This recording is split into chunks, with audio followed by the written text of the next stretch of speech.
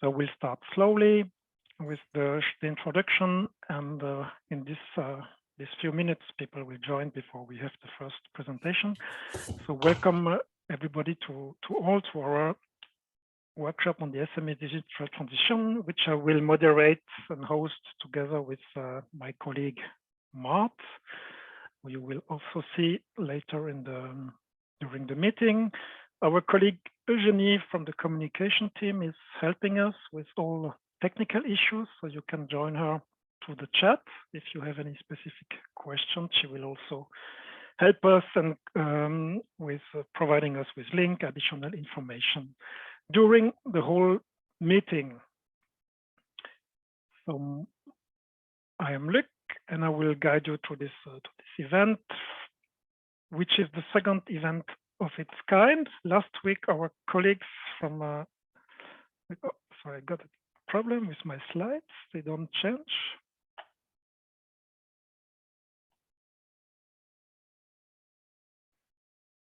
Okay, I'm stopping my presentation. It worked before, obviously it doesn't work now. So you can, but it doesn't matter much. So what some of you might have attended the episode 1 of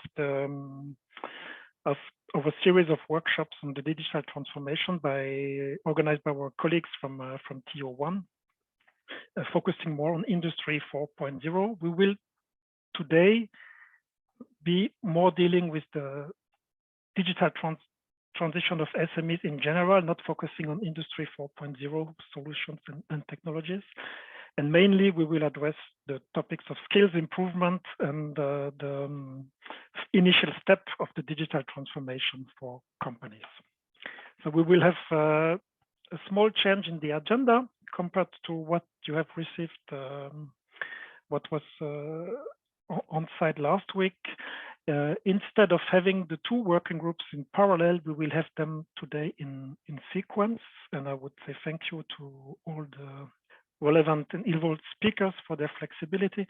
This is because we have a change in the agenda at the end of the meeting. We will not have a presentation of Digital Europe at the final plenary sessions, but our first keynote speaker, Bernhard Kölmel, will say a few words about the Digital Europe program by the beginning of the meeting. And so by changing the working groups in sequence, that will enable everybody to get a full content and a full overview of the presentations, because you will be able to take part in all the contents, and all those materials will be available, the recordings from today and the presentations on the Interreg Europe website within a few days. And within some weeks, by beginning of next year, we will also produce a policy brief on the digital transformation SME, which will present an overview of the project results generated by the relevant Interreg Europe project. So without much further words of introduction, I would now go directly to our content for today, for this and with this first plenary session. We will first have a keynote and introductory speech from Bernhard Kölmel on the challenges and opportunities of the digital transformation. And after that, we will have 2 testimonials of policy changes. And I will introduce the speakers when it is their turn. And Bernhard, would suggest that you dive directly into the content of the workshop of today.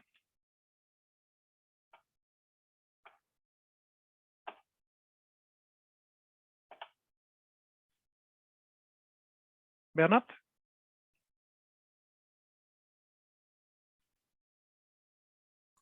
Bernhard, you are muted. I just noticed it, that I'm still muted. Okay. Welcome from my side. Sorry that I was muted. You know, I tend to be loud, so I always try to mute myself if I'm not presenting. Now, thank you very much for the opportunity to present some thoughts and feedbacks about digital transformation of SMEs. I talked to Luc about the content of my presentation. I will try to go fast in order to not to bore you and to give a short overview at the end towards the Digital Europe initiative, and especially how these activities could be combined. Again, I don't want to bore you with my CV. At the moment, I'm at Pforzheim University in Black Forest. They're responsible for quite some activities. I have an institute with some 60 employees. I'm responsible for the transfer and quality management. And I'm a supervisor of several high-tech companies, SMEs in Europe, some of them, but also in Silicon Valley. I've been active for the European Commission as reviewer, evaluator, rapporteur in each and every role you can imagine. I had more than 100 appointments in the last 25 years. And I coordinated also participated and coordinated also some 50 projects. At the moment, I'm involved in the EDIH initiative, which is one of the first initiatives of the Digital Europe activity. And therefore, I will give you a short overview in this domain. With respect to local knowledge and transfer of know-how, I have some projects. One is a Digital Black Forest project, where we got in contact with some 1,000 companies and citizens in the Black Forest rural region and tried to identify the needs of transfer. I'm coordinating a AI Competence Center. The lifelong learning initiative of our university was initiated by me some 5 years ago. It's going quite well. Later on in discussion, I can explain how it works. It could be a good approach. And moreover, one important aspect, I'm one of the scientific coordinators of the SME 4.0 Competence Center, Stuttgart, for our federal state. You know, what is going on? And in the past, we had once every, let's say 100 years ago, so once every 50 years, we had a new dominating or interesting technology coming through. This got faster and faster. And now we have hundreds of technologies which converge at the same time and make companies or force companies to consider influence factors which they have never been relevant for them before. So what we all know on technologies which are already established, let's say at least in most companies, are internet, social media, mobile computing, but already cloud computing is only in the big companies completely established and it creates still some challenges. Then we have big data, which is the basis for artificial intelligence. And now we have this number of technologies coming on top, digital technologies like 3D printing, renewable energies, Internet of Things, cognitive systems, drones, augmented reality, genomics, blockchain, robotics, nanotech. These are the topics which are now at the hype of recognition in the Gartner hype cycle. And a lot of companies try to adapt one or the other technology, and it's definitely a need.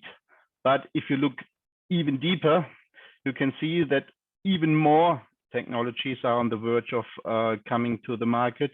And this convergence forces the companies to take a step back and think about if it might be necessary to adopt in the future completely new business models and approaches. Our emerging future is that we have these technologies on the left-hand side, a few of them just mentioned. In the middle, we have influencing factors, which are quite relevant for Europe, like additional terrorism, the climate change with the Green Deal, the aging population of Europe, 5 generations of workers, which are at the same time in the companies. So we have a lot of new influencing factors, and together with the technologies, they meet new business scenarios and demands. Yeah, interesting is healthy life extension, or what is coming rather soon, or hopefully coming rather soon, is the circular economy. We will have a next generation of education, also hopefully, in order to be able to compete also from the European marketplace in the long term against especially China and the Americas. In the past, the emergence of new technologies has led to quite some disruptions. Here on the left-hand side, you see my most beloved example, Kodak, which was a market leader for more than 100 years, technology leader. They earned so much money that they were able to invent the digital camera, but they neglected the take-up of the digital camera because they thought they would lose money against the film roll business. And similar companies like Atari, which were big, Xerox, which was big, Polaroid, Blockbuster, which were dominating the market for quite some time, failed because new technologies came up. From my point of view, we face at the moment a real big new threat. And this threat means that we need to adapt according to the market demand. And here I have formulated a kind of equitation, which means the companies, stakeholders, regions, capacity for change, CC high C, must be at least as great as the rate of change of the market. Change of market in the long run. If companies are not able to change and to adapt towards new market needs, they are rather gone within a short period of time. If you look at the Fortune 500 list, which is published in the United States, it was we had the fact that some 30 years ago, a company was typically around 40 years in this Fortune 500 list. By now, the typical remaining time in this list is 12 years, and we expect that that more than 50% of the companies which will be within the Fortune 500 list in the year 2030 do not yet exist. So this is both a threat, because the incumbents, the existing companies, must be able to adapt towards the needs of the future. However, all regions, all companies, all stakeholders have the chance to be active and come also up with new solutions, and based on this play an important role in the future marketplaces. We have observed, and this is at the moment from my point of view, one of the most critical information issues is that we have discussed the platform economy for years, and this platform economy is dominating the B2C market. You know, all the companies like Amazon, Facebook, Google, and so on, they are dominating, at least when it comes to turnover and return on investment shares, their respective markets. By now, we have the first time that we will see a new change of the platform economy also in the B2B market. I'd like to give you this example of MIH. This is a platform which was founded by Foxconn last year. Foxconn is the producer of the iPhone. And this company set up a platform last year, MIH Electro Vehicles Open, they call it. And within this year, more than 2,000 companies worldwide joined the platform. They want to establish a platform which is able to produce cars according to the needs of the end customer. And they try to establish the same approach as it was done in the personal computer domain and in the smartphone domain. This means all components of the personal computer are highly standardized, and you can plug into your PC any hard disk, any memory chip, and you can be sure that together with the existing operating systems, this personal computer will run. So a company like Dell, which does not produce anything, is able to assemble from available commoditized parts or modular solutions a quite good final end product. And this concept is transferred into the electromobility market. And now we thought, maybe they might have a chance. It will take some time, but in the 18th of October, Foxconn announced together with Geely, and Geely is the mother company of Daimler, a new daughter company, Foxtron, where they presented 3 battery electromobiles. One is quite similar to the Mercedes-Benz EQS for 1/3 of the price. And they were able to come up with this new type of product within 1 year. You know, in the car domain, the typical innovation time frame is 5 to 8 years. And this platform was able to bring it down to 1 year. And what we have also observed is that a lot of other companies already try to copy this approach. So Jabil copied it for the drones market, Master Solution copied it for the electronics market. And if this example of Foxconn with their Foxtron car is successful, we will see next year, from my point of view, one of the biggest transformations of industry towards a digital enabled platform economy. This means it's not enough to use digital technologies to improve internal processes or just to increase the customer satisfaction, but it's especially necessary to develop new business fields, identify new business models, and provide better customer benefits. So it's not anymore sufficient to go along with the Industry 4.0 solutions, where mainly the efficiency was targeted. In the future, it will be definitely necessary to come up with new solutions which offer new business opportunities. So we have to move in a disruptive world from the old world to the new world. This is now quite complicated, but how can this be done, especially for SMEs? First of all, it's necessary to understand what is possible in the future. There are quite good publications available, which could be read, for instance, the Tech Trends Report or Gartner Hype Cycles. Then the companies have to decide which horizon they are targeting. Also, again, a quite important issue.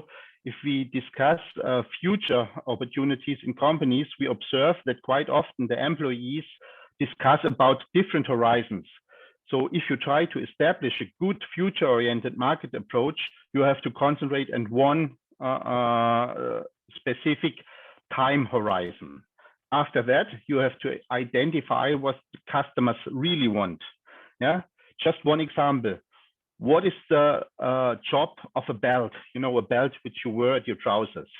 Easily, it should keep your trousers in place.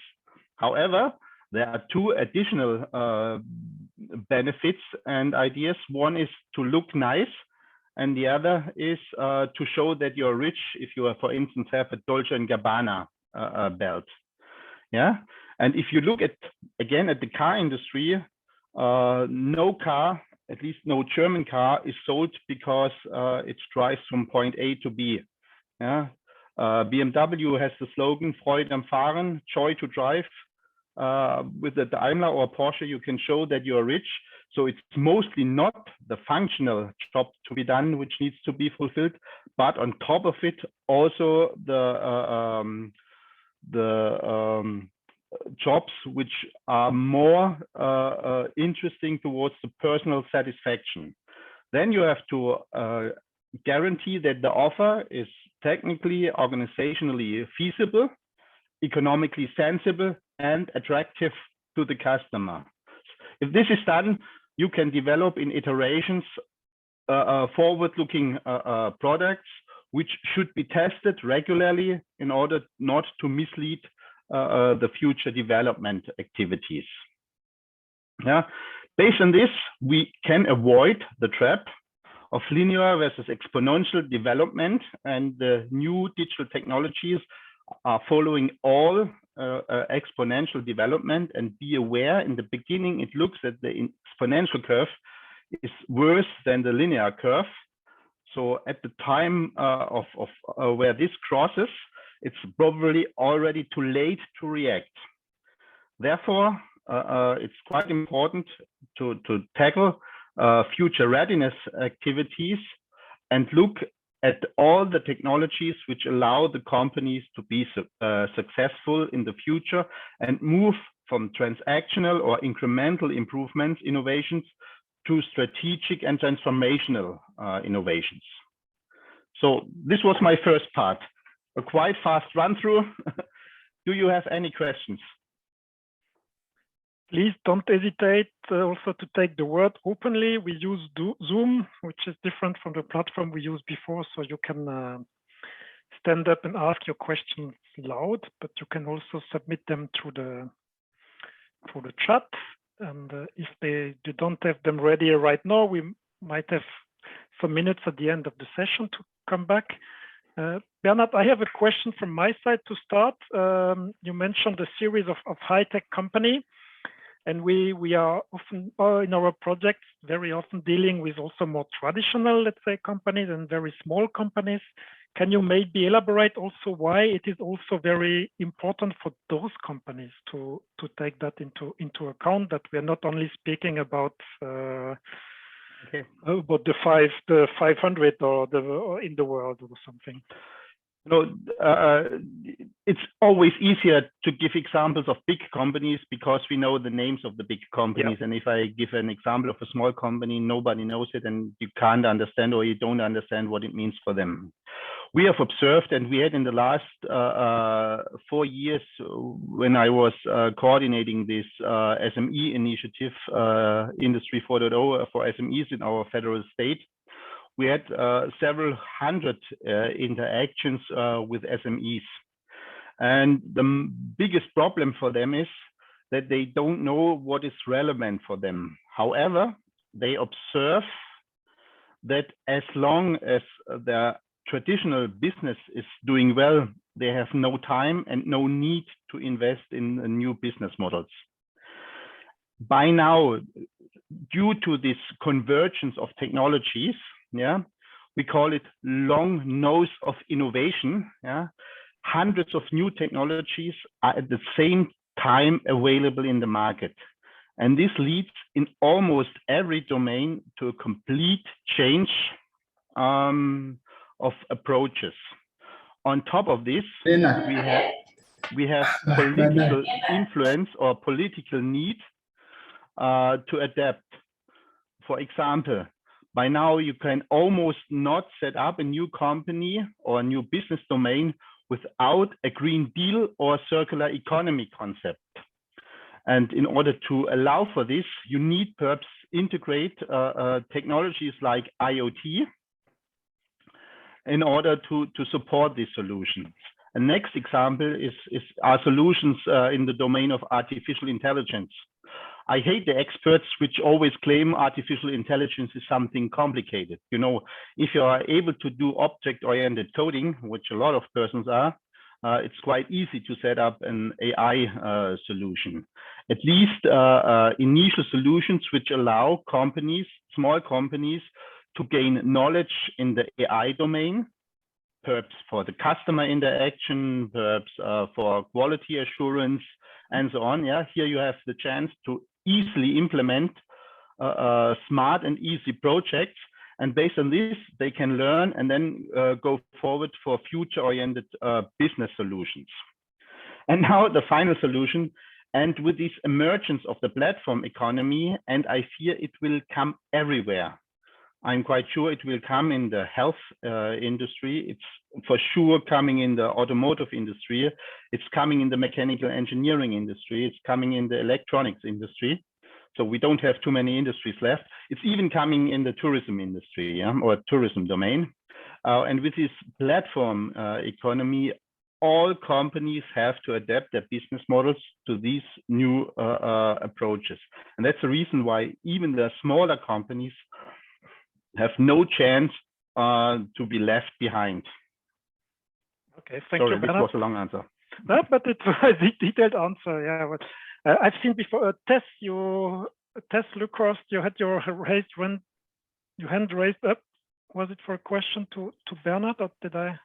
Yes, I had a question for Bernhard, which was really about what holds companies back from making the change and whether he has any insights. I was somebody who actually was involved with Kodak at the turn of the century when the problems came. I was senior manager in one of their biggest distributor in the UK, and very frustrated that we couldn't. Fuji were telling us all the time about the things that the digital things they were doing, and we couldn't persuade Kodak to move. And I'm very fascinated in the reasons why companies don't change. And I wondered if he had any further insights. But I think he gave that answer. I have a few answers. I have one specific answer for Kodak. You know, by Kodak, it was one of the big bosses, the head of the film roll business, didn't want this domain to succeed because he was the most important employee of the company. And if the digital camera business would have become more successful than his business, he would have lost his position. Yeah, it was just a personal decision. On the other side, they asked the wrong customers, what would you like to have in the future? You know, they went to their most important customers. The most important customers for them were the professional photographers. And they asked them in 1999, does it make sense for you to use a digital camera? At this point of time, the digital camera was not as fast and not as good as the old cameras. Yeah, so they should have asked, would you be able or would you be willing to use a digital camera if it's better than the old camera or as good as the camera, and then forecast the development, yeah, these 18 months doubling of computer power in all the domains, the exponential growth, or they should have asked me. Yeah, in 1999, they sat in my office and told me that, and the man from Fuji said, "Look at this camera; it's fabulous." And professionals started to buy it from me. They could have asked me. I'd have told them the professionals were buying because I headed the professional division. No, I said they should have asked me because I'm a lousy photographer, and the digital camera was really targeting me because, you know, I have a lot of children. They are running around. And I need to take 50 pictures, which is quite easy with a digital camera until I have one which I'd like to keep. Yeah. So with the digital camera, they were initially targeting another customer group. Yeah. So they asked the wrong persons. From my point of view, what I have at the moment when I go to companies, there are also other reasons which keeps them from investing in these digital technologies. Reason one is they are too successful and too busy at the moment. So they have so much work, they have no time to invest or to spend time in digital activities. The second is we have, or at least some universities and research centers have built up together with the media a kind of barrier which does not allow these companies to believe they can do it. Yeah, so they think we are not good enough, we can't do it, so they stay away. Yeah, this is a kind of guru presentation which is well liked by media. Yeah, and they show, for instance, in the AI domain, science fiction projections. And this super artificial intelligence is not coming true in the next 30 years. So never mind, never care about these very forward-looking activities. Try to break it down to really specific needs of each and every company. And the third one is they have a lack of well-educated employees. this is two issues. They have perhaps an old workforce, which was not educated in the new technologies, but even more, a bigger problem is that they don't get new employees. Now, I had just last week with a company, again, a bigger company, a meeting, and they told me they don't build the new factory in Germany. They don't build it in Hungary, where they had planned it. They build it in China, because they have, at the moment, with some 10,000 employees, which they have right now, 800 open positions in Europe. Yep. Wow. And this is a big challenge, which is not put forward enough. We will have, yeah. Thank you, Bernhard. We'll have this topic, the skills, in one of the groups afterward. This is, I think, our project identified this as a main challenge, but thank you. Not sure we have a solution. Thank you, Tess. Also, Bernhard, we have to move ahead a bit. Yeah. If you have time to stay with us for the first breakout room session, we will open up a breakout room for 10-15 minutes to discuss with Bernhard also. So there might be a follow-up discussion, so then people can join the discussion. But for now, we need to move forward. Bernhard, are you able to do that in a few minutes? The presentation? I try to do it quite fast. Thank you. I'm not from the European Commission. However, I'm a very active consumer of the Digital Europe activities, because this is my main business. It's the idea of the European Commission to do everything what is necessary in order to catch up, and it's really a catch up with the global competitors, US and China. Learn especially new skills, test before invest. This is what I've showed you in the last illustration of my presentation, and then try to address better the main challenges of Europe. Here, the skills needs, take up of digital technologies, and the economic and societal challenges. Quite important is that this Digital Europe is complementary to all the other initiatives. It's not on top of it, it's complementary. And for instance, some of these parts of the Digital Europe initiative will be executed within the ICT part of Horizon Europe. So it's not completely independent. Please check this. They have some examples like high performance computing, especially set up data spaces, try to identify independent data spaces from the US and China, building testing and experimentation facilities, come up with master courses in advanced digital technologies, and have interoperability in the e-government domain. This is the illustration from the European Commission. They have different approaches. One is a European Digital Innovation Hub, and I'm just member of a consortium which is applying for this high impact deployment projects in the domain of high performance computing, artificial intelligence, cyber security, and advanced digital skills. Here I have just one example. How this should be done in the artificial intelligence domain, creating data spaces, again, Green Deal, smart communities, mobility, and so on, support data spaces, address also the cloud to edge domain where the intelligence moves from the cloud solutions to the edge. We have just completed a proposal in Horizon Europe by now. On-demand activities which allow especially SMEs to test the AI possibilities, and then also use this in the testing facilities. Same for the best use of digital technologies in the Green Deal, blockchain, government domain. And in summary, this is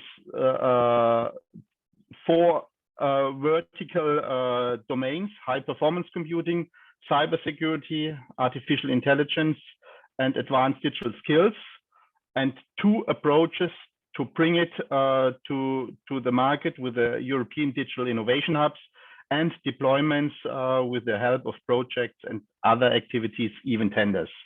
Again, I'm open to questions. Thank you very much for your attention. Thank you, Bernhard, for this quick summary. That's not easy. So Bernhard will be available for questions also afterwards in the first break in the breakout room. And also from our side, if you have obviously any question for dealing with the digital transformation, please also come back to us in the framework of our expert service at the end of the meeting. Mart, my colleague, will remember you of how to use the expert services of Interreg Europe and how to access and to reach out for this expertise, for instance, the expertise of Bernhard, but also many others beyond this workshop, because this is only a short event. We cannot deal with everything today, but the knowledge is there and is available. So thank you, Bernhard, for this, and we will see if there are questions afterwards. So I think you should stop sharing your screen. So thank you. And then we will move to the second part of the first plenary with the testimonials from 2 projects, starting with Eistein, who is already on the screen. And Eistein, I will let you introduce yourself and your regional context, and you can start sharing your presentation if you'd like to. Yes, my name is Eistein Guldseth, and I am, let's see if this works. Do you see it? It's perfect. Yeah, so I work with as a senior advisor at Digital Transformation in Trøndelag County Council in Norway. So we are a rural region. And I must say it was very interesting to listen to Bernhard Kölmel, and I can recognize a lot of these challenges, especially regarding small businesses. Myself, I am a social scientist, but I worked with technology for many years, and the last 10 years in public service. So I will try to show a little bit about what we are doing. First of all, to create policy for digital transformation has been quite difficult because it's not we are not digitally mature ourselves, so it has to be worked on over some time in order to get it into the policies or strategy work process. But now I think for the first time we have digital transformation as a central point, and I'm very happy for that. But it's also thanks to a lot of participations in the EU projects. I will also show you the Industry 4.0 Trøndelag project. That is not the German Industry 4.0. It's not a big factory thing, but we define Industry 4.0 as more of a digital revolution. So we have room for everything in this container. But it is a project which we are currently running. And I'll also show you use of Interreg projects in regional development. So now I have to change.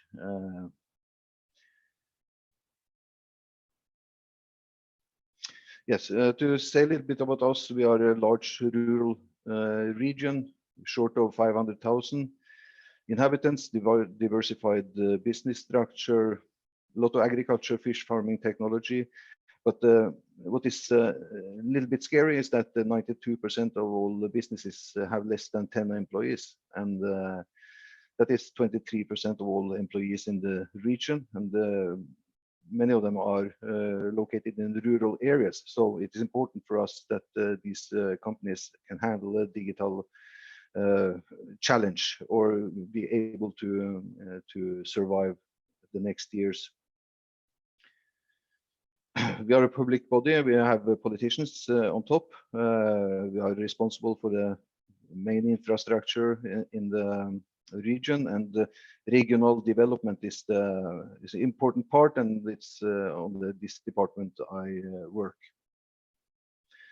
So we see we need to relate to three mega trends, and that is of course number one, technological development. The speed of it is worrying. It's also interesting, but we need to relate to it together with the demographics and the challenges with the centralization or double digital gaps, such things, and then we have the climate and the environmental challenges. So these are the back curtain of our work. We need to think of all this. What we see is we have tested it and found out we tried 60 SMEs or micro businesses, and they show that they have low digital maturity, and that is it will be challenging for them to utilize new technology needed to participate in sustainable new products and services. And many will struggle, as Bernhard mentioned, with handling high quality products and documentation. They won't be able to compete with more digital advanced businesses. So if you are a subcontractor, you are in a bad spot, I guess, because the bigger contractor will send the demands down the pipeline. Sustainability, it will be probably only possible to finance development through green loans. So it will be focused on circular economy and sustainability, which is more or less the same, but circular economy will demand other business models, more or less. Digital gaps, that is a big challenge. We see that it's low digital skills in the rural areas. It's very difficult to recruit experts and employees, unlike urban communities.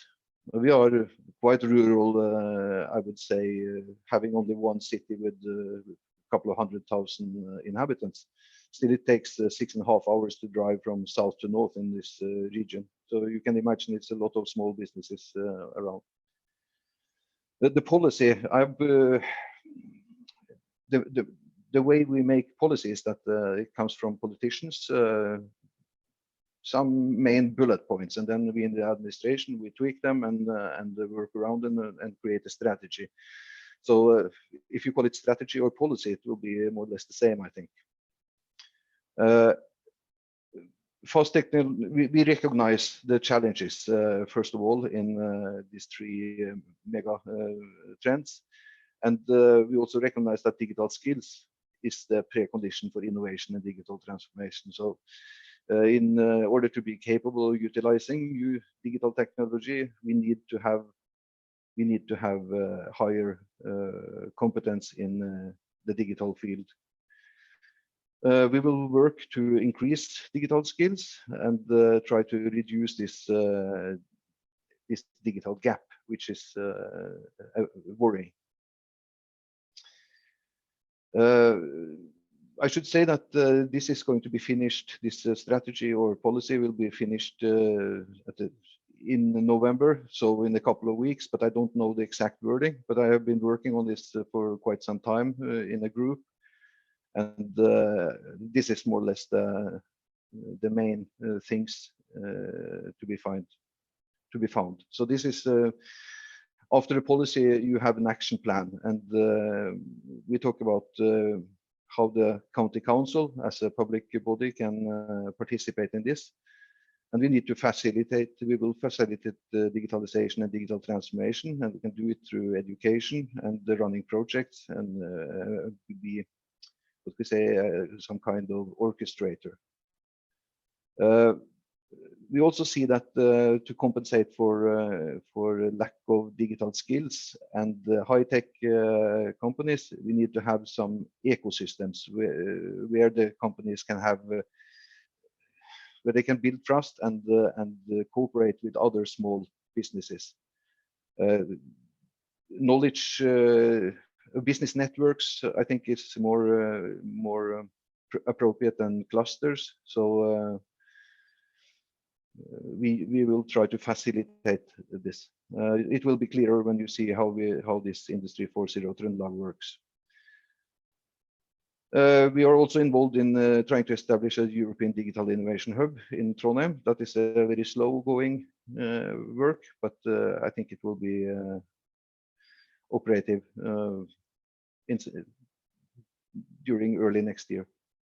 Industry 4.0 Trøndelag is then recognized as a working tool for regional digital transformation or transition, or what we will call it. So this will also be finished in 21, and it's influenced also by this work we have done some years now in Skills Plus and now in DigiBEST project. So I think you have seen this before.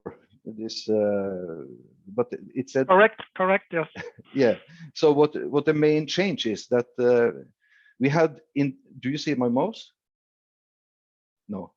Yes, it works. It works. Yes. Yeah. In the middle, we had smart societies, and we had a lot of different themes. What we have done is a radical change, and said Industry 4.0 Trøndelag is the main policy tool, and digital transformation will be the focus point, and then go out to circular economy, education, R&D and I, SMEs, and we want to include agriculture because they are small companies also, ICT infrastructure and public sector. So this is earlier we had digital transformation up here as only a part of smart society, but we need more concentrated effort in order to make things happen. So we think that this project Industry 4.0 will be a vehicle for development further on.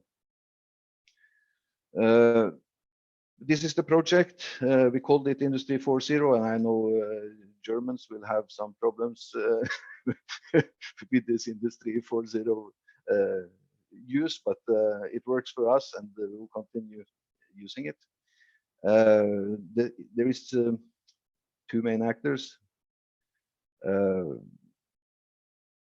It is us. We have developed and co-financed, and at the moment manage this project. And the project aims to increase the level of skills needed for digitalization transformation in small businesses. Why we are doing it is that we have legitimacy as a neutral actor and facilitator, and we also have we have the necessary networks into all what we call stakeholders, which will be involved in this project. But we don't have access to the small and micro businesses, but the business gardens and the incubators, they have direct access, and they're also a private-public partnership, so they have this trust. Because the business gardens are located all over the region, and we use them as the main tool for creating this development. And 7 or 9 of them are participants in this project. And SMEs, they trust them after years of work. And for those interested in this, the National Business Gardens Incubator Program is described as a good practice in Interreg DigiBEST, and it's a success for us. It might be a success for others, but if you are interested, you can read about it. Yeah, maybe just a comment. I think we will refer to that and to the good practices behind this in the summary of the workshop, so people will have direct access. They just click on it, and that will work. Yeah,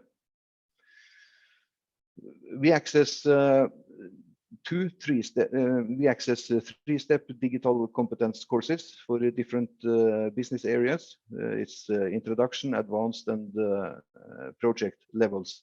Introduction is for the really novices, and advanced, it's a little bit more complicated projects. We can finance development projects with maybe 2 or 3 or 4 SMEs together. And by utilizing the business gardens and incubators as developers, I think this will be working. You can read this later. I think I'm running out of time. So how this project is designed, It's us on the county council on top, and we are project owner and we run the project, but the central piece is business gardens and incubators. They are developing and offering 3-step digital courses, and they mobilize the SMEs. And mobilizing, that is a key point, because it's difficult. There's a lot of offers in the market, but no SMEs want it. It's like like Dr. Bernhard Kölmel said, they have no time, but we are not sure. We think maybe it might be some excuse for not participating. We are not sure, so we know not much about it.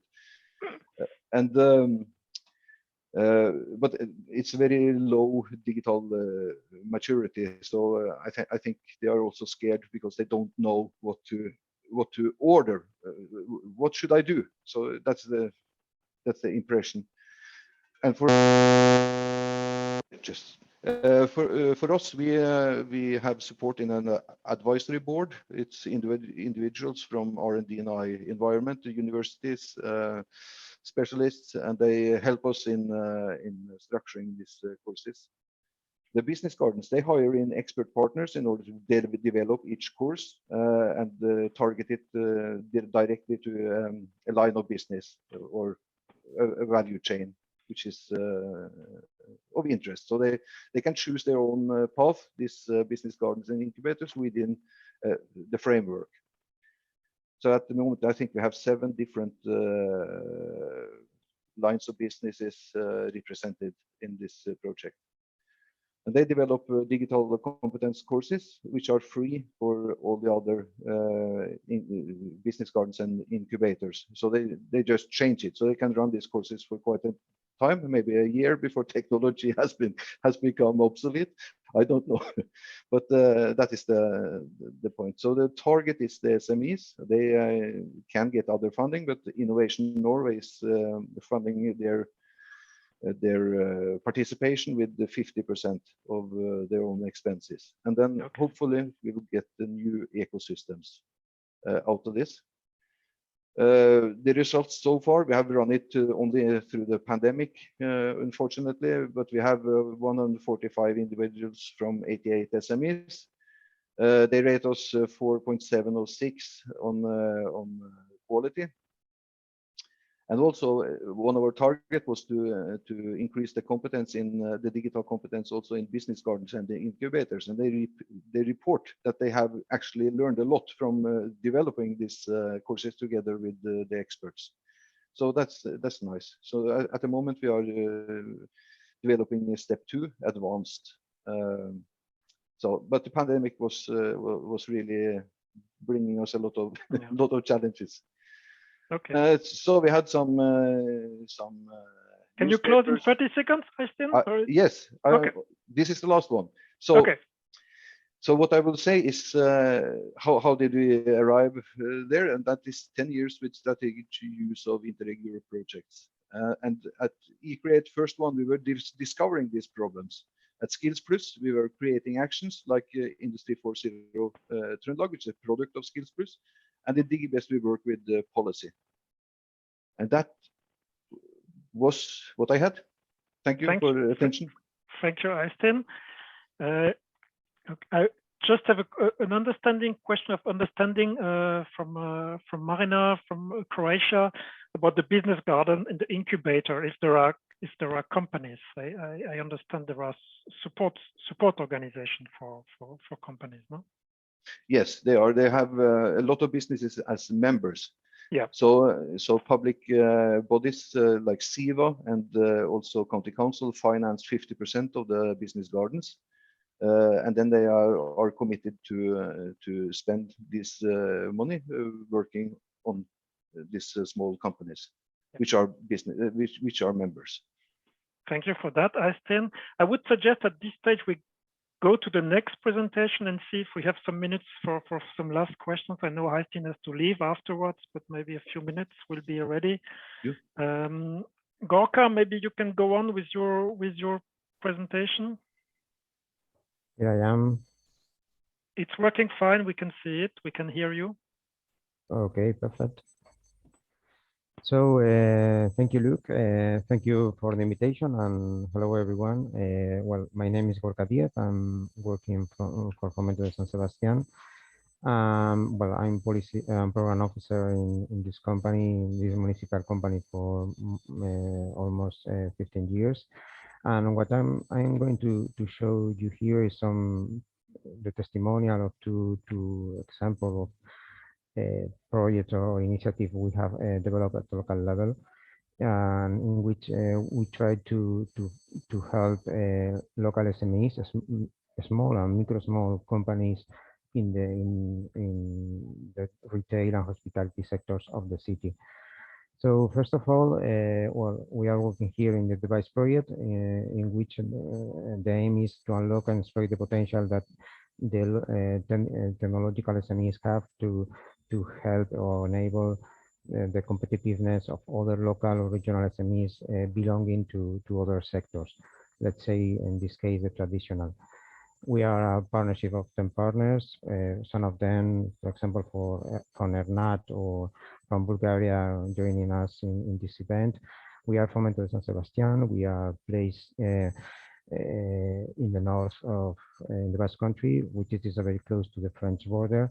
So we have the main capital of our province, and we also have the flow of French visitors we have coming from the Nouvelle Aquitaine region in France.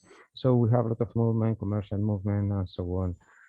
So the cities are 188,000 inhabitant cities, a medium-sized one. And well, let's say in general terms, our unemployment rate is something like 8.5%. But it is true that during the COVID-19, during last year, it increased until 10.3. Now we are recovering, we are getting to the normal numbers, the normal rate. But I point it out because during last year, a lot of things like everywhere in Europe and in the world, everything was a little bit changed in that way. So, which is Fomento? We are a municipal agency dedicated to the promotion and the economic social development of the city, to innovation, to knowledge generation and transformation, networking, and project fostering and management. Okay, we are almost 120 years old. I just saw that from 2015 onwards, we have been working to traction the transformation of the economic model and knowledge into productive innovation. We work in many areas. We work with advanced industries. We have a strategy of clustering, working with a specific economic sectors of the city.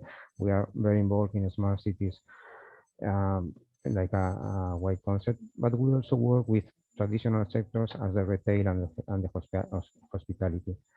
And with them, there are some transversal areas in which we are involved, and we have the business digital transformation and acceleration, and it touches very much to these sectors. So, as explained, two sectors addressed in this project, retail and hospitality. Sometimes we think that these sectors could not have a big importance in the city, but in this case, yes, because in terms of economic activity, they represent a wide percentage of the businesses of the city, and they have a driving force in the GDP, and also because the employment they are using in the total is also quite relevant, 21.6%. So they are involving a lot of people, and this is also a very important economic activity, because we are not an industrial city. We are, let's say, more a services city. We are very touristic. We are working on innovation, but we cannot forget that we also have these economic sectors that support the economic activity of the city. Okay, as explained, during last year, the COVID-19 impacted very much in our local sectors, in our economy. So, it disrupted seriously their normal activity, and they stopped selling, or they stopped their relationship with their clients. So it has been vital to adapt the supporting measures we were developing during the last years, and find new ways to assist in their recovery. So My the previous speakers were explaining, there is a need to step up the pace of digital transformation. Companies have to adapt to the new technologies, and in this conversion that Bernhard was pointing, there are a lot of technologies in the market, but they have to change their mind, let's say, because they have to develop a business model in order to maintain their competitiveness in the market and survive at the end. Because okay, here it's just a short picture just to show you that we have different good practices and programs that we develop with the retail and hospitality sectors concretely. We have the ones I'm going to speak about later, the awareness and digital training program, and then another program that is the technology consultancy one. They are also helped with a vouchers program because we offer to these local companies economic grants just to support the uptake of different technologies in the companies. And we have developed in last year, as a consequence of the lockdown and etc., the Guldseth San Sebastian Market Plaza, which is a municipal platform for the sale of products and services, and it is a tool that has forced the companies to adapt the technology and to go into the digitalization of the companies, and they are learning by doing. So it has been a very useful tool also to approach these kind of companies to them. It has to be explained that these companies in our city are very small companies. Usually they are on average 2-3 workers per company, sometimes only one worker, which is the owner. And in these kind of companies, usually it is difficult to move forward in terms of educationally or in the knowledge of which technologies can be used. They stop, and as we were saying before, sometimes they say they have no time, but because they are working alone. Other times it's a lack of education, digital education, so they have fear to move forward. And what we try to do with these kind of programs is to break this sensation and to help them and to approach the adaptation and processes of digitalization. These are complementary, these programs. We try that they are adapted to the real needs of our local companies, always having the person in the center. So we try to empower the business owners also, as well as the other workers with new skills and tools. And we also try to do it in collaboration with the local tenant hospitality associations. We think that it's better to do smaller things or more simple things, but well adapted to the target that is going to use it. Okay, so the first practice is awareness and digital program. The idea is just to that the people that are working in these companies that take that do a change and they approach the digital dimension, and we try also to strengthen the competitive. We try to strengthen the competitive dimension through the awareness and the training we offer. This training has different formats. So we try to do very flexible, and we try to adapt to the real situation that the companies have in their daily life. So we have from small and short training sessions of 1 hour to focus group in which we take a group of participants and we generate a space to examine and analyze specific topics. We also have a customized advisory facility that is done in a one-to-one basis. We focus on the real needs of this single company, and we try to do workshops and events just to for those companies to familiarize with this subject. We have different areas of which the trainings are done. Social media strategy. We have do almost mainly during the last year a lot of work with the social network just to help them to sell while they were locked because of the pandemic. So it has been in 1 year of in the last year, they have, we say that they have done the work that they could have done in 2, 3, 4 years, because they have been forced to take this kind of tools, digital tools, to survive. So it has been there has been a real need to go ahead. We also work in analytical intelligence and different technological solutions, etc. And the results we have from last year are the ones you can see on the screen. So 12 online face-to-face group training activities. And the important is that we have had more than 200 businesses participating in this event, and 382 people from those companies. So these are good numbers, taking into account the number of companies we have in our city, and also because in most of cases we have detected from the numbers we have from these events that mainly are the owners, the ones who participate, and they have a prescriber role, because they try also to advise or to help their workers just to move forward in this phase. And the second, right? Okay, Yes. Gorka, 2 minutes left. Okay, yeah, I finished with the technology consultancy program.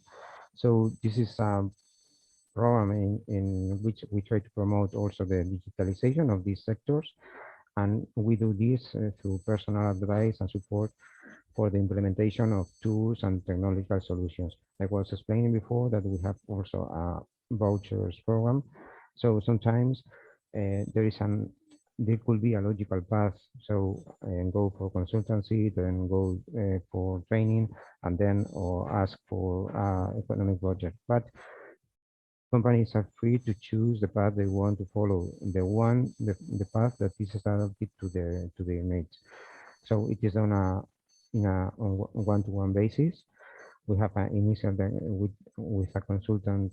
We do an initial diagnosis to analyze the strategy, define a roadmap for them, and we work the process in an intensive 8-hour itinerary with the companies. Different areas also, they are similar to the ones we use in the trainings, as digital marketing, the e-commerce, and analytical intelligence. And in this case, 60 businesses participated. And the fact is that we also use, in the same way we do with the trainings, we try to use the local technology collaborators just for them also to go up in this. Thank you very much. Look, I finished. If you have any questions, sorry, I'm available for you. Thank you, Gorka. Are there immediate questions to Gorka at this stage? It was a very quite comprehensive overview. If there are no questions right now, then I would suggest the following.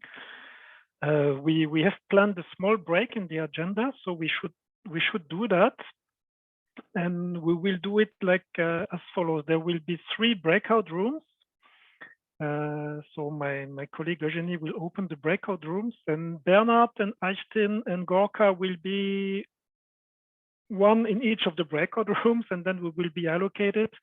And if there are additional questions, so we can ask them at this stage. And if there are no more questions, we can use it for networking purposes a bit, to get to know a bit who is in the audience. So we will give us 5-7 minutes, and then we will be all back in the plenary.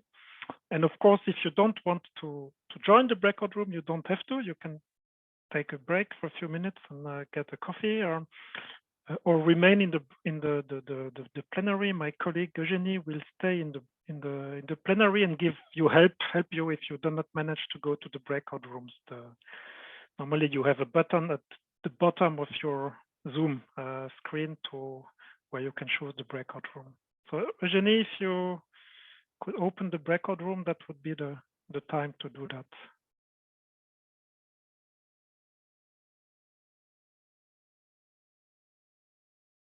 And then we are back all in 5, 6 minutes here.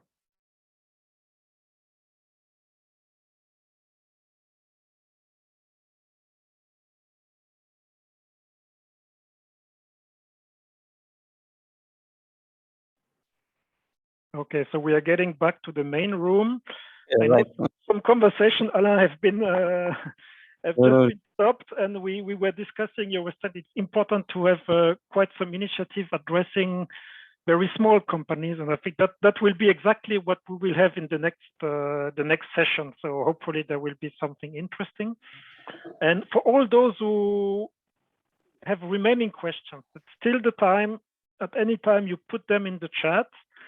We will not be able to address everything today, probably live, but we take all the questions and we try to answer them after the meeting in the next days, either directly or by connecting you to the speakers. And you will see if you have specific questions in your regions to be addressed, then you can also benefit from our support services, which are free of charge. We will present them at the end of the meeting. That will be the easiest, and you will have that also obviously in the materials. But now we will start the session. I think we've seen in the introduction presentation at least 2 issues which were raised, which we will now address. First, the first one is about how to kickstart the digital transformation, how to address those small companies and to help them make the first step. And after that, we will have the session dedicated to the training and the skills. And Bernhard, Eistein, and Gorka mentioned the issue of the skills. So now I would invite our 3 presenters for this phase of kickstarting to open the presentation, to get ready.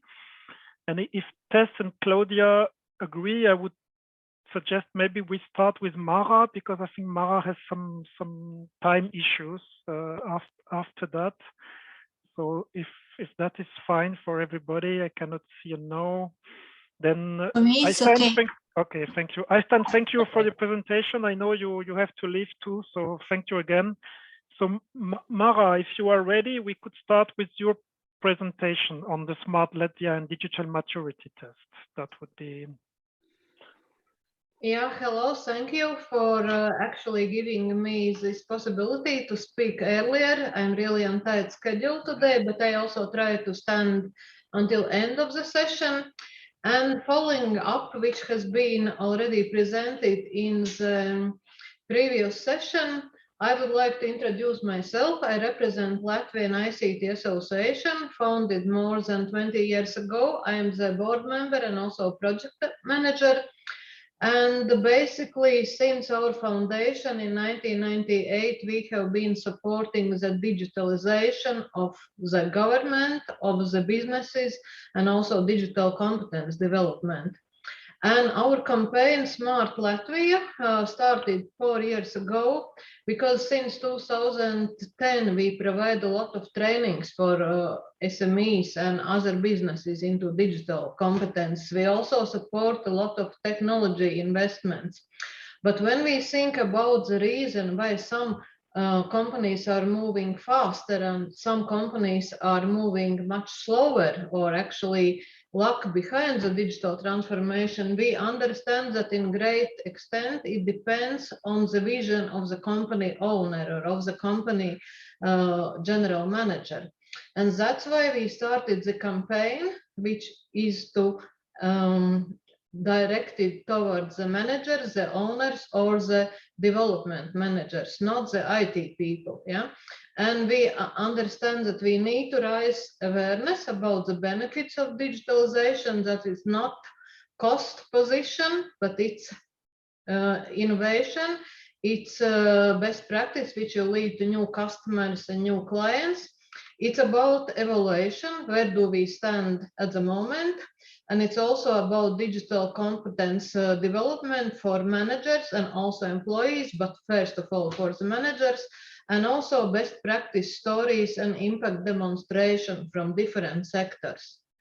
And actually, we have different tools at the campaign, but one of the tools is the online SME digital maturity self-assessment and recommender tool. We first developed it in Latvia, and later with a Baltic Sea Interreg project, Keynote, we, upscaled it to the Baltic Sea region. And now it's available in English and in 6 Baltic Sea region languages. So the tool, first of all, is about awareness raising, because when you answer to the question, you understand that this topic is also about digital transformation. It starts a movement inside the company, and we actually recommend that the answer, even if it's given by the manager, he can discuss the answers with his staff, with his leading staff, with different specialists. Yeah, it gives a kick to do the first step, and it actually also helps to understand where your enterprise stands compared with others in your industry sector, in region, also comparing small and big companies. When we started to develop the tool, we did quite a massive research what exists, and it's really over 20 tools in English because it's difficult to read other languages that do the digital maturity assessment. They are both by IT companies, by large international consultant companies, and we learn the tops from these tools, and we also learn the things that you shouldn't do. And actually, when we created our tool, we have several principles, and this was discussed together with LICTA members, IT companies, but also with peer specialists, peer agencies, and representatives of different sector SMEs. So first of all, we oriented this tool on business processes, not on technologies like infrastructure. Or then we use the business terminology, not IT terminology, which is actually used in many of the research tools. We also consider that the owners and the managers have very limited time. So we make the test possibility to answer just to 10 major questions, or you can answer more detailed questions, yeah, depending on your time and actually also how positive you are. Then we believe that even if the content of the questions are important, but then the attractive visual and graphical solution is also very, very important. Yeah. Also, the presentation of results should be not just a formal report, it should be visually attractive and smart as well. And also the recommendations what to do next when you do the test. So here you can see one of our associations, because we linked this tool with 2 associations. One is with brain, because brain is what makes you smart. And here you see our graphical brain. And on the left side, you see the processes. So the first one is like pre-evaluation, how you in general feel about your digital transformation. The last one is about your perspectives, while the middle ones are dedicated to special business aspects. And in each sector, you can get maximum value 100% if you have done everything that you can do at the moment, and you can get also 0%. Yeah. So this is how the test looks when you go inside. You can see there is a main question of each section, and you can answer if you don't want to do just the main question, or you can answer also the detailed questions. And it's very intuitive. Yeah, it's rather not, it's about us. It's definitely about us. And then if you go to the end of the test, you get your results immediately on the screen. The other association we made with this tool, we compare it to the fitness and competitiveness of sport. And actually, we divide all the companies based on their results into 4 categories. So the highest is Champions League, which are, winning medals and doing the best. Then you have sports stars. Then you have fitness clubs. These are the companies which just started to do something. And then we named them very diplomatically tomorrow's heroes. These are actually companies which hasn't started any digital transformation, but we don't want to say you are just sitting on a reservist bench. Yeah? So we say it's heroes of tomorrow. And then you can also download the results. You can get a PDF with recommendations into each section, and the recommendations are built like a matrix depending what is your answers for the section and for each question. And yes, currently you see the languages which are available now. I would say that in Latvia and Estonia, the test is taken very seriously, and at the end I will also tell how it's used in link with different governmental and financing programs. In Poland and Lithuania it's going on, and we hope also the Nordic countries will take it on. And this is interesting not only for each company who gets their results, but you can also get all results. For example, if you look at this picture, this I recently downloaded from the portal, so you can see that the lowest transformation has been done in production sector. Yeah, the highest is like for finances or for customers. Yeah, and you can also see from all the companies how do they stand. Yeah, in the like only 5% have reached the Champions League. The majority are in the middle, and still you have the tomorrow's heroes. And then you can check it by different industry sector, you can check it by region, and you can check it also by company size. So let's say about Latvia, we have tested over 1,500 companies, and we see that, okay, the COVID actually was a big catalyst, and about 50% of the companies have introduced their basic IT solutions, but there are also the achievers, and there are also 10% which haven't started to do anything.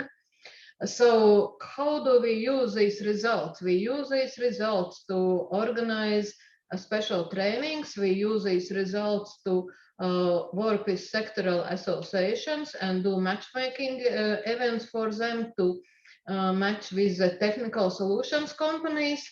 In the future, or actually that's happening already from spring, there are several regional development funds from Europe who are supporting digital competence training for companies, SMEs in Latvia. So if you like to enter the training, you need to pass the test. So then the trainer companies see actually the level of the companies.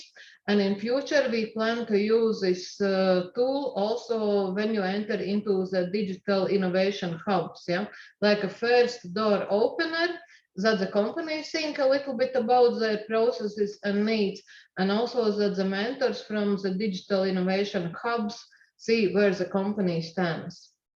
I think that's all for the moment. And if you have questions, I will try to stand by end of the session. Thank you, Mara. We can take one question immediately from Tess. Maybe, Tess, do you want to show up to ask your question? I always show up. I think you know this. Yep. I really liked when you showed the questionnaire that it was gamified, that you had the pictures of weights. The higher you score, the bigger the weights, and the leagues. I think it's very engaging. To what extent, though, do you think this could influence results particularly for competitive people when they fill them in? And what have you done anything to take account of that? Yeah, I understand your question because it's self-assessment, yeah. And if the company would want to show better, then of course they might improve the result. but we did also a lot of marketing and promoting, and we told the companies it's really to help you, so you should be honest. Also, we do a lot of regulations on data privacy, because only Lichte can see the individual results and the company who filled it. Yeah, otherwise it's only the general results.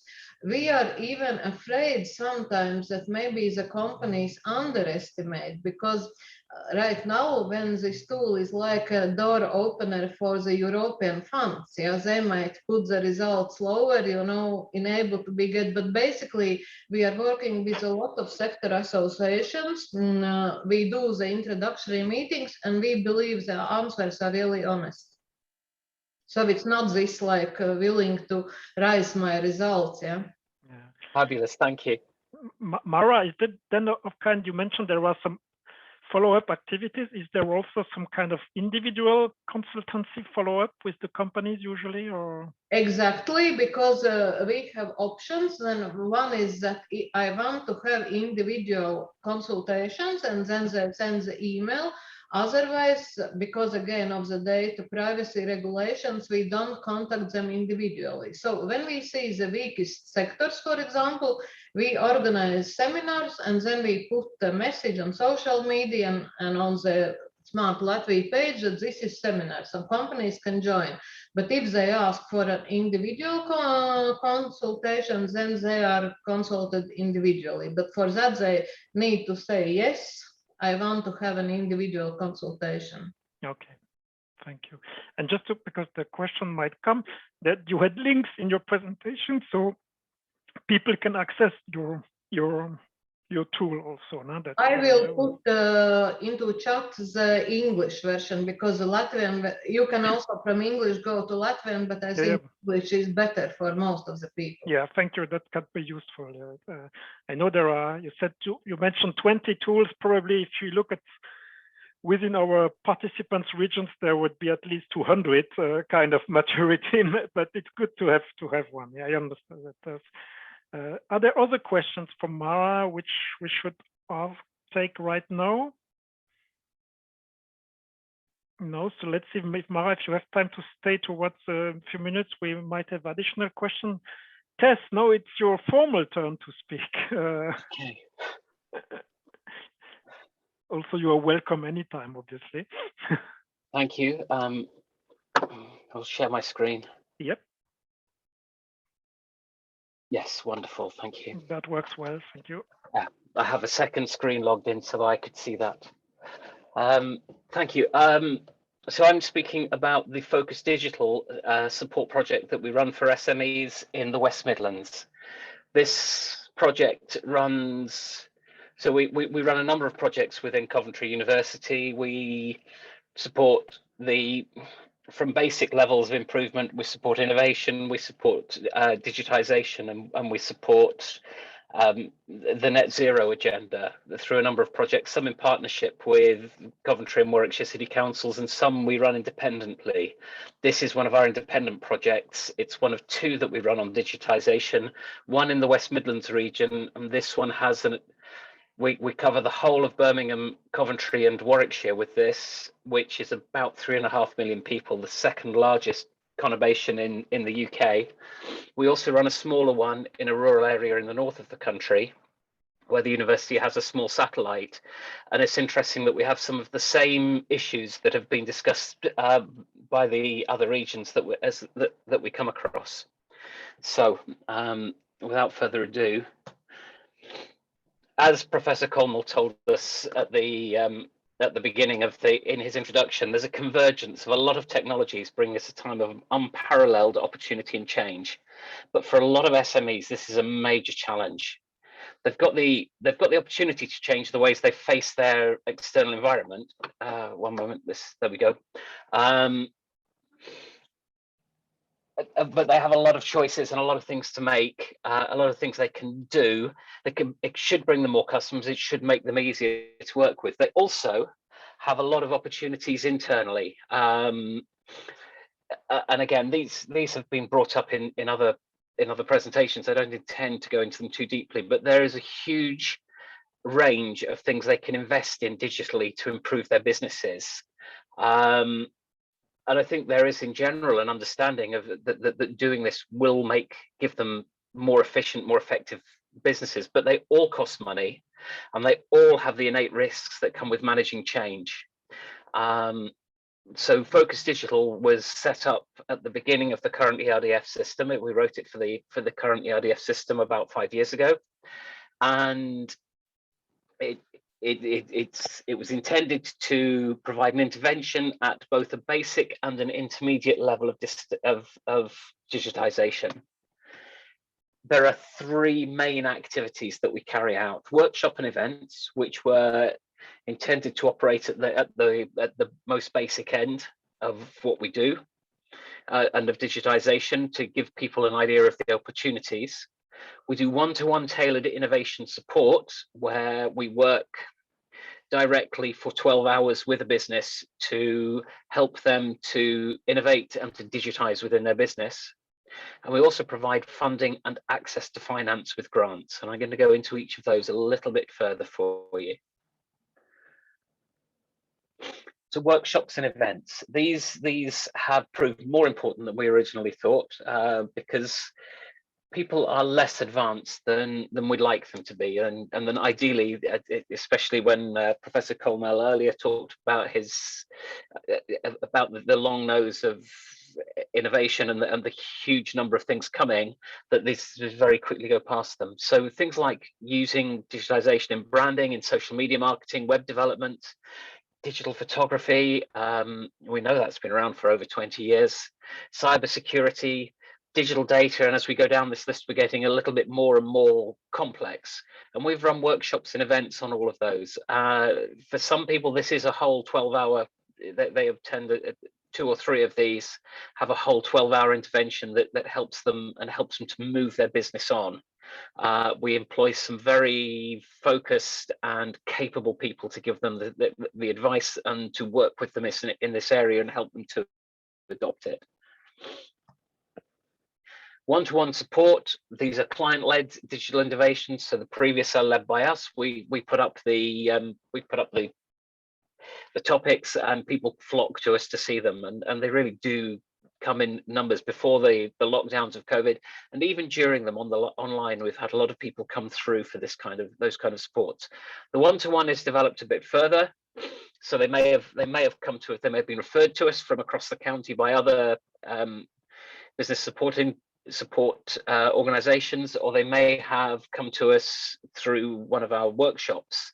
But we'll give them good solid work on digital marketing, web development, marketing strategies, videos, building apps, working on websites and branding.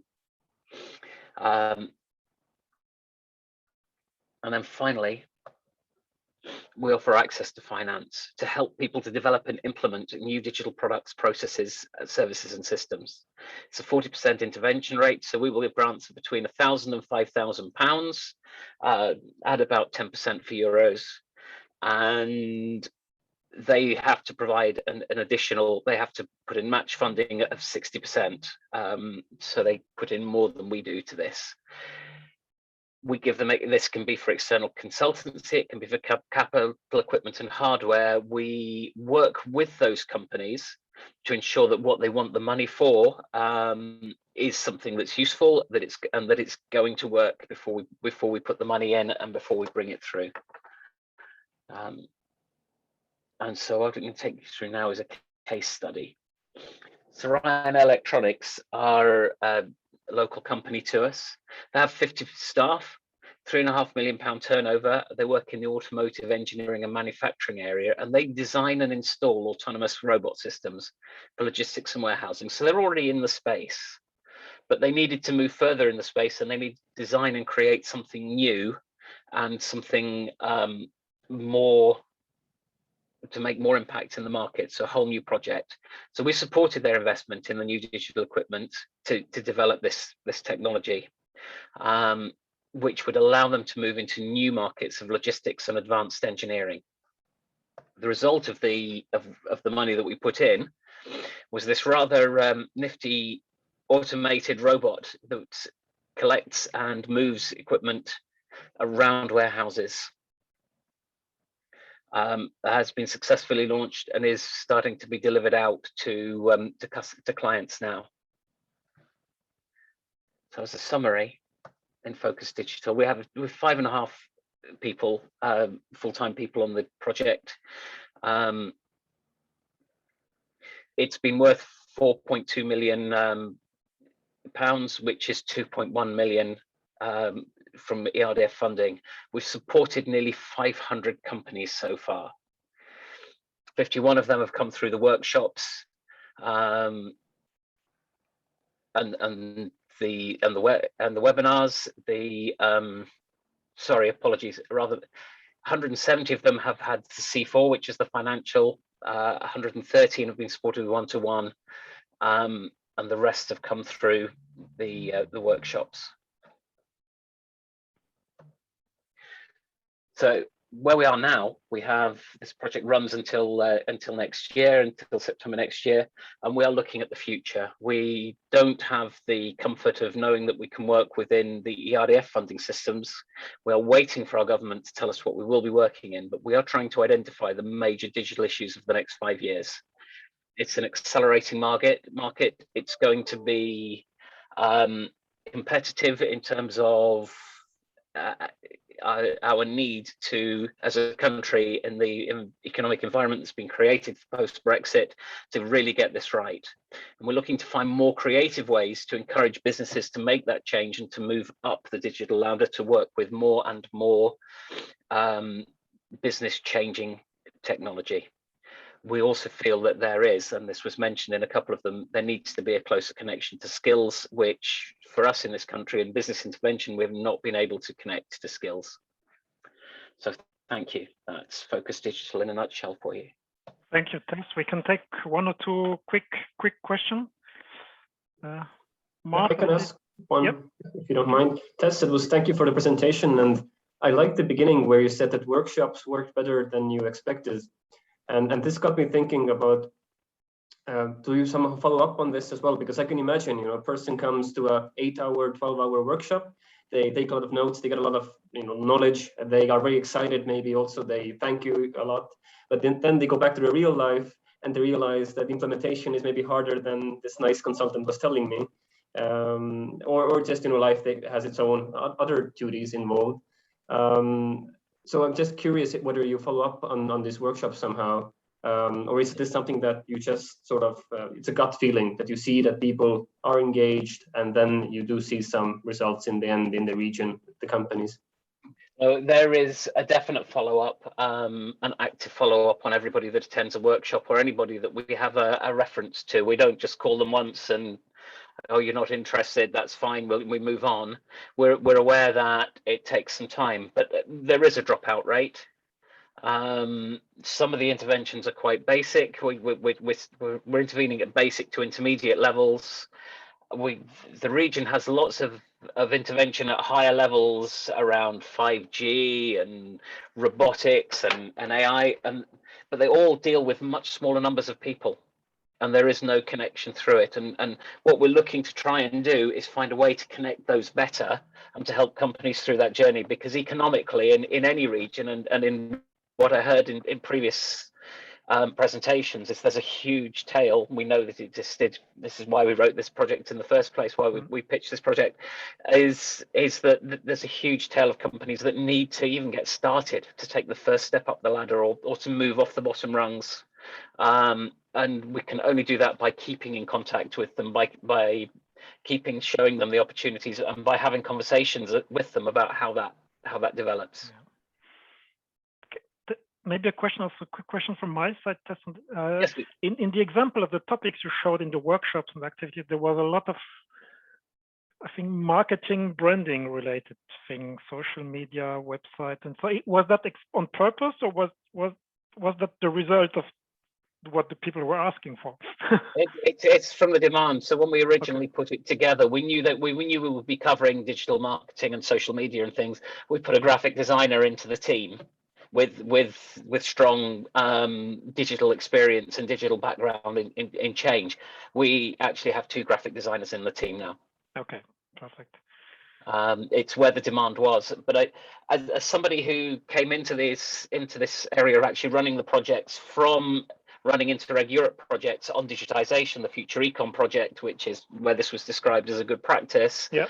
I'm frustrated that we still have so many businesses working at that level. But we go up to the rural area in the north of the country, and we have even more of them working at that level. So there is a big job still to do here. Okay, thank you for that. Clearly across Europe, that's the case. Seems so. Okay, then I suggest we move to the next presentation. Thank you, Tess, and then we have Claudia from Italy, from Reggio Emilia. So Eugenie will be sharing the presentation, and Claudia, you can start. Thank you, Luke. My English is not as good as Tess's English, but I hope it will support me in these 5 minutes. Your English is much better than my Italian. So thank you very much. I am Claudia Bartoli from the Chamber of Commerce of Reggio Emilia, working in a department which has the aim of following the promotion and development of services for the enterprises of our province. Reggio Emilia is a town in northern Italy, very important for Italian history because the Italian flag is born in Reggio Emilia. So not many people know it now. Everybody, all of you know it. And it's a province, an Italian province, very where the industrial sector is very important. And mechatronics is very developed, also ceramic sector, food sector, but you can understand in a field where mechatronics is very, in a province where mechatronics is so developed, digitalization is, promoting digitalization is very, very important.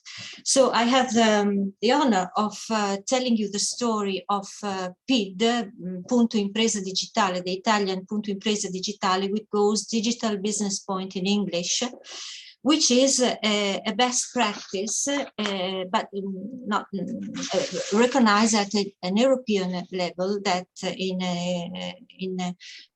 2019, the European Institute of Public Administration recognized that creating the PID is a best practice, an Italian best practice. Claudia, you need to tell Eugenie to go to the next slide, probably. No? Yes, if you just please go to the next slide. Thank you very much. And so the story started round about in 2016 when the Ministry of Economic Development in Italy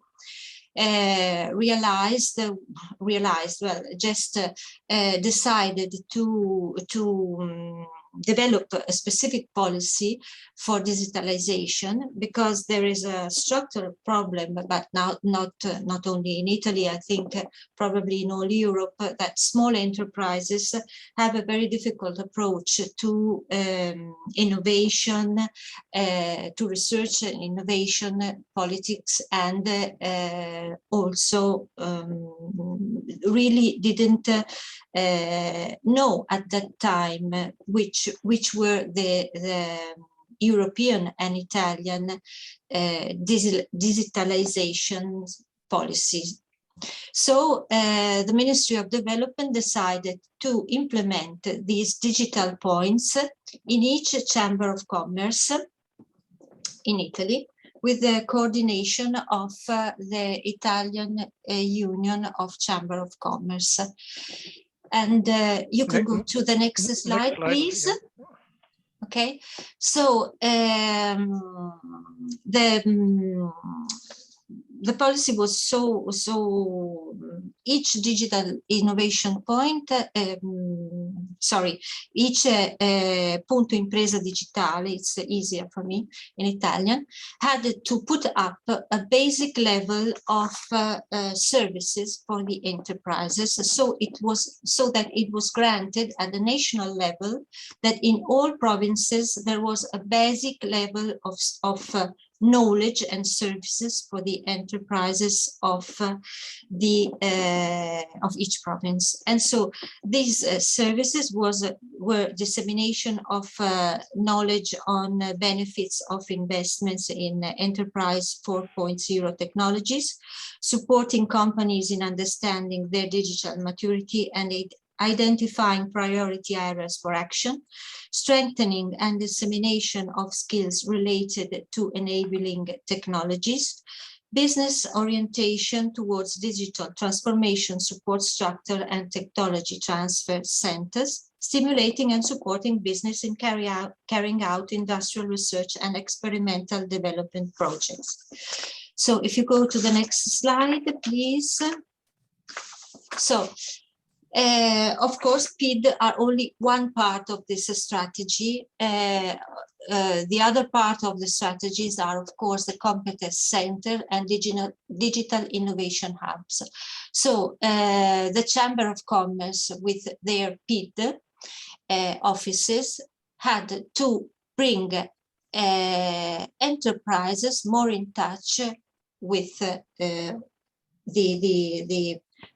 policies, with digitalization, but also had to help companies to get in touch with Competence Center and digital innovation hubs. So if you can go just to the next slide, please. So the intervention are planned on a three-year period. So it started in 2017. And so we are in the second three-year period. And from 2017 up to now, at an Italian level, there have been organized over 3,000 info training events, with also around about 200,000 participants, design and dissemination of 2 tools for measuring the digital maturity of companies, which are called self-assessment Selfie 4.0, which is, as the word says, a self-assessment. It's guided, but there is not intervention of somebody helping the enterprise to do this assessment. The second, Zoom 4.0, is guided by a digital operator, promoter, sorry, of the Chamber of Commerce, which helps the enterprise to this assessment, and while helping the enterprise, of course, also gives advices and solutions for their problems, if they have the problems. And so at a national level, there has been the completion of more than 40,000 assessments, and there have been 5,000 actions aimed at the 4.1 network. Okay, so the next slide. Claudia, we need to go a bit faster. Okay, so these, of course, these are the. I just told you which were the politics based at the national level, but of course each Chamber of Commerce can, at the provincial level, do her own politic to implement digitalization. So we can just go to the next slide. So I will go faster. Okay. So there are digital voucher calls. We, as a Chamber of Commerce of Reggio Emilia, gave around about 2,900,000 euros of aids to almost 350 companies for investments in digitalizations. So we can go to the next slide. Here are the assessments that we made in our province, round about 350 maturity assessment.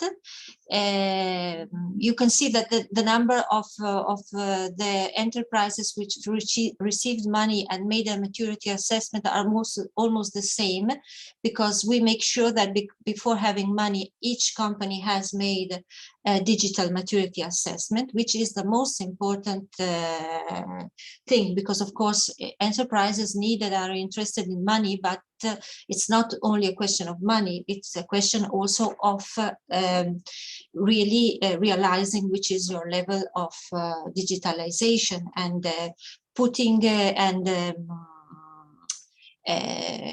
implementing the strategies to increase your digitalizations. So you can go to the next slide.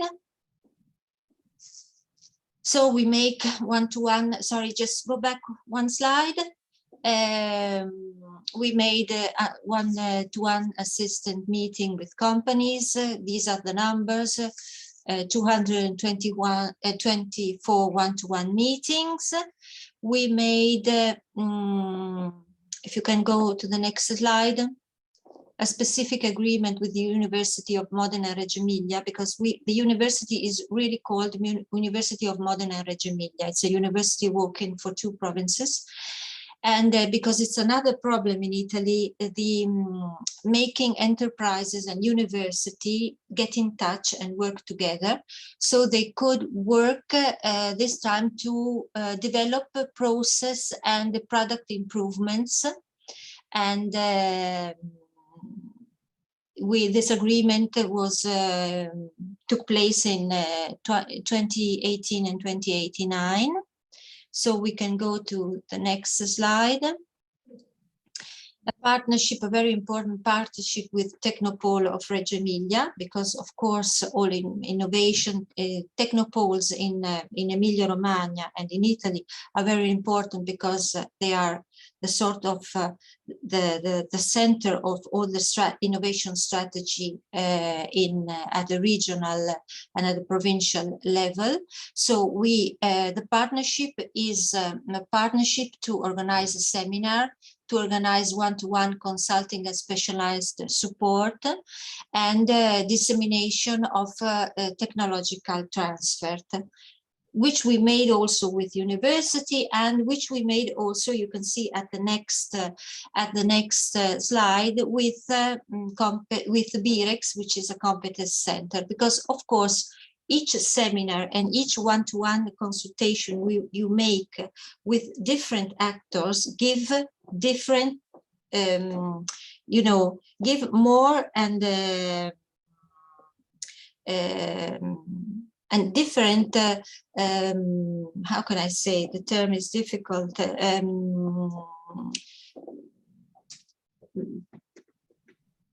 strategies and opportunities for our enterprise to implement digitalization. So let's see the next slide. Okay, so which are the strategic actions for let's say next year, because it finished in 2022. Of course, all the lines that have been implemented in these years will be confirmed, but of course the last action, the action 5 for an environment and digitalization, is very important, and a new politic will be implemented in 2022 by Ministry of Development, Economic Development, is the transition 5.0 to let the enterprises get in touch with recovery and resilience plan policy, which is very important, of course, for the Italian and not for institutions and Italian companies. Okay, thank you very much. And here are our references if you have any further questions. Claudia, I have a question from Mara. I will just read it. You mentioned the vouchers in total. Could you specify what are the amount and the ceiling of vouchers per company? So each year we have calls for the companies. So roundabout is from 7,000 to 10,000 euros, covering 50% of the cost of investment. And which kind of activities then what is supported in the voucher? Is it very broad, or what is? Consultant for implementation of a digitalization strategy, and also buying, of course,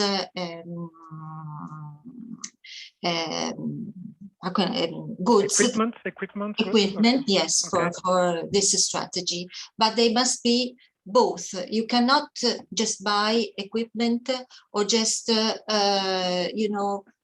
get consultants. Okay. You have to do both. So equipment must be connected to result of this consultant. Okay, understand. And the consultants are the experts in your network, which you use to they have to be they have to have an expertise that it's recognized at a national level. So they must have worked in a specific digitalization sector for several years. So they are private. They can be public, of course. They can be private, but if they are private, they must have worked for several years. They must have a, how can I say, a CV that shows that they are in really formed in digitalization. Okay, so there's some kind of accreditation. They need to be qualified. Yes, Okay, thank you, Claudia. Thank you. We don't have too much time for additional questions. I would give then the word to José Manuel, who joined us as a representative of ERNAC, European Regions Network for the Application of Communication Technology. And José Manuel agreed to give us a comment in some minutes on what he heard and this topic of kickstarting digital transformation in general, also from the perspective from his organization. So José Manuel, are you still with us? I am. Can you hear me, Luke? Yeah, it works fine. You are on screen and we can hear you. Okay. Thank you, Luke. Thank you for inviting us to make these reflections during this workshop. I think the reflections I would like to have are also based on the experience of our project device, the Interreg Europe project device. I also want to thank the speakers for the presentations and for the programs they are running. So I have initial reflections. This is about kickstarting the digital transformation of businesses. I would like to orient the discussion, if possible, about how to engage with the companies, how they can start this journey for digital transformation, because my reflection is that I think everybody understands and acknowledges that their digital transformation is an important step for their competitiveness. In a lot of cases, is to be more competitive.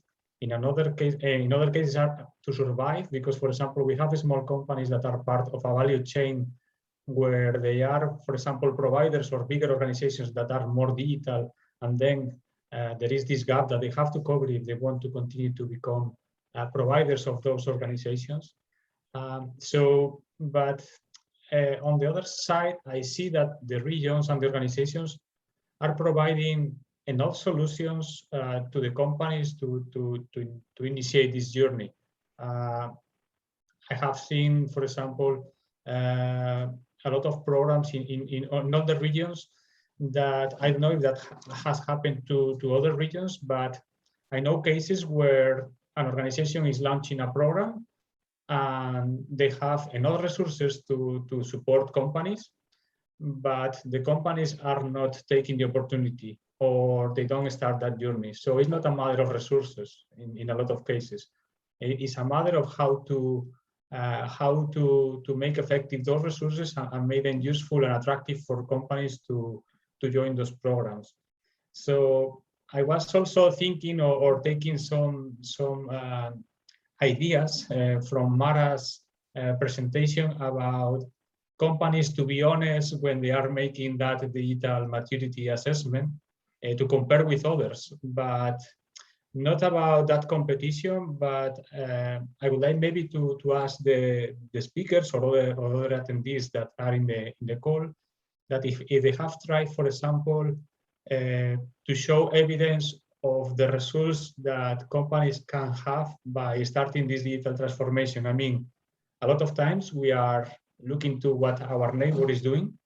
So have you used, for example, companies that have implemented some solutions as an example, these early adopters that, for example, can serve as an example and saying, okay, I see my neighbor is doing this, I should go for that because that is making a step for them, or also looking to the competitors. So again, my reflection is about how we can find ways of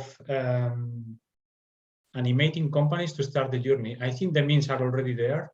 Of course, raising awareness, providing skills, all those type of programs are needed, but I think most of them are in place. But it's a matter of how to find these effective ways of maybe the companies to grab that. Maybe we can ask the speakers at a good point, Jose Yeah. Manuel, because you raised that.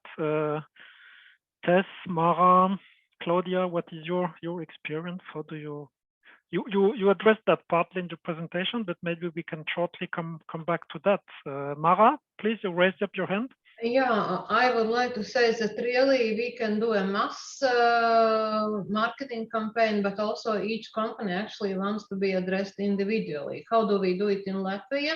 In Latvia, it's very popular that different companies are linked into associations, you know, by sectors, by regions, by municipalities. So actually, when we start Smart Latvia, since that we have had meetings with about 70 different associations, from National Machine Building Association to food production in some rural region, yeah, where we first meet with the association board and managers. We explain the campaigns, the benefits for their companies, yeah.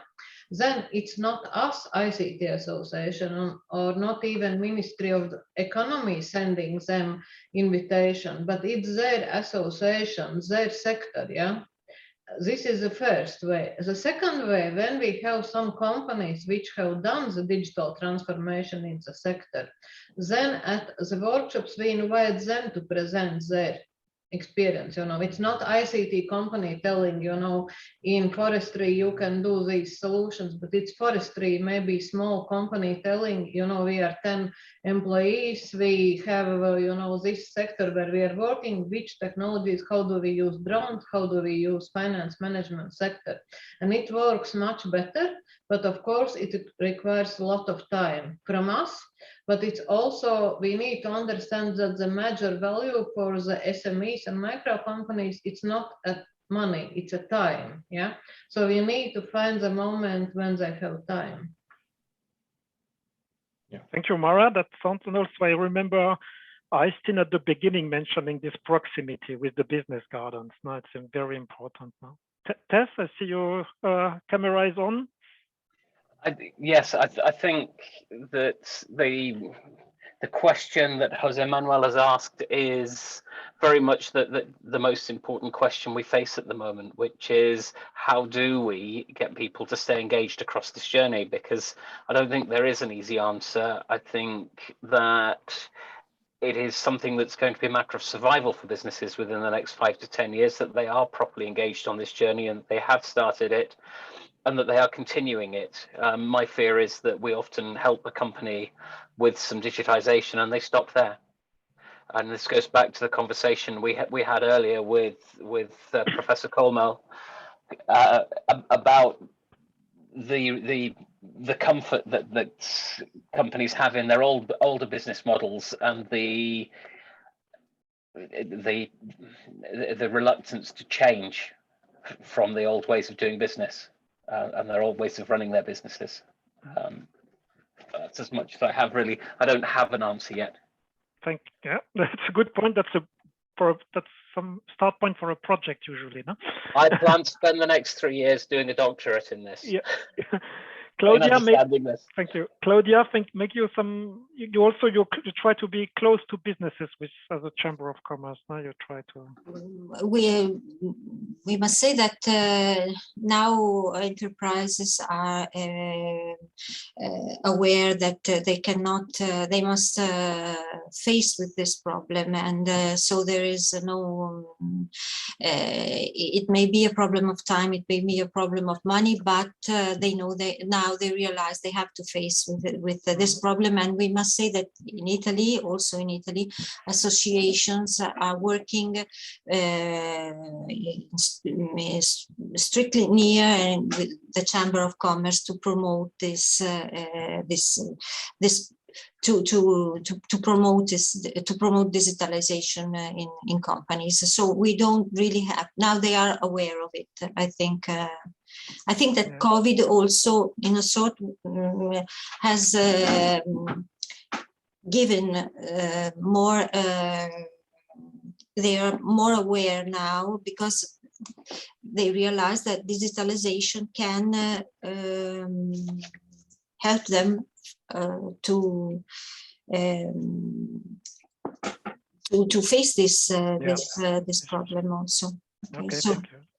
So I think we can see, José Manuel, if you agree, the company are aware, the resource, the programs are there, but still you have to find the right way to catch the people when they have time, when the mind is open, when they are ready to go to a workshop, when they are. And that is not easy, no? Yeah, we need to put the right fees there for them. Yeah, yeah. I think the resources are there, as you say. They are aware about the importance, but sometimes I think there are still programs that are not being fully developed or implemented because lack of engagement of companies. Yeah. Okay. We will close here for today. Thank you for that, José Manuel, for putting the finger where it hurts. Say, okay, and we will take that up in the conclusions and probably come back to that in I mentioned beginning of the workshop with planning a policy brief also on the digital transformation of SMEs, and we will come back to that, to those points and to the experts today to integrate their advice. Thank you for that. So thank you. We try to keep the pace of our workshop. We have a good program, fully programmed. So we move to the next topic, which is about the digital skills. So we heard that at the beginning. It was mentioned already by Professor Kölmel at the first presentations and also by other speakers. So we will have two speakers presenting some initiatives on training in their regions and countries, and also another discussant, which would be Helena Dean. And I'm happy to have you all, and a big thank you again to be ready to move your session towards the end.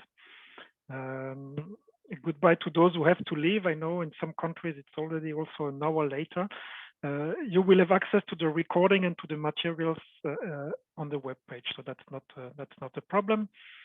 But let's move to improving digital skills of businesses, and we have a presentation now from Austria with Erich Schmerber from FFG. Erich, I'll let you introduce yourself and your organization briefly. You can start and share your screen and camera.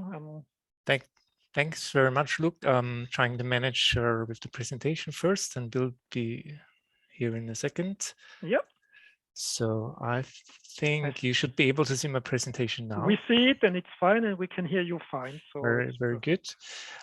Yes, thanks very much, Luke, for that introduction and for giving us the opportunity to talk a bit about our funding programs. A short introduction to myself. I think I need to start my video, probably. So you should also see my video now. I myself, I represent the Austrian Research Promotion Agency, which is located in Vienna.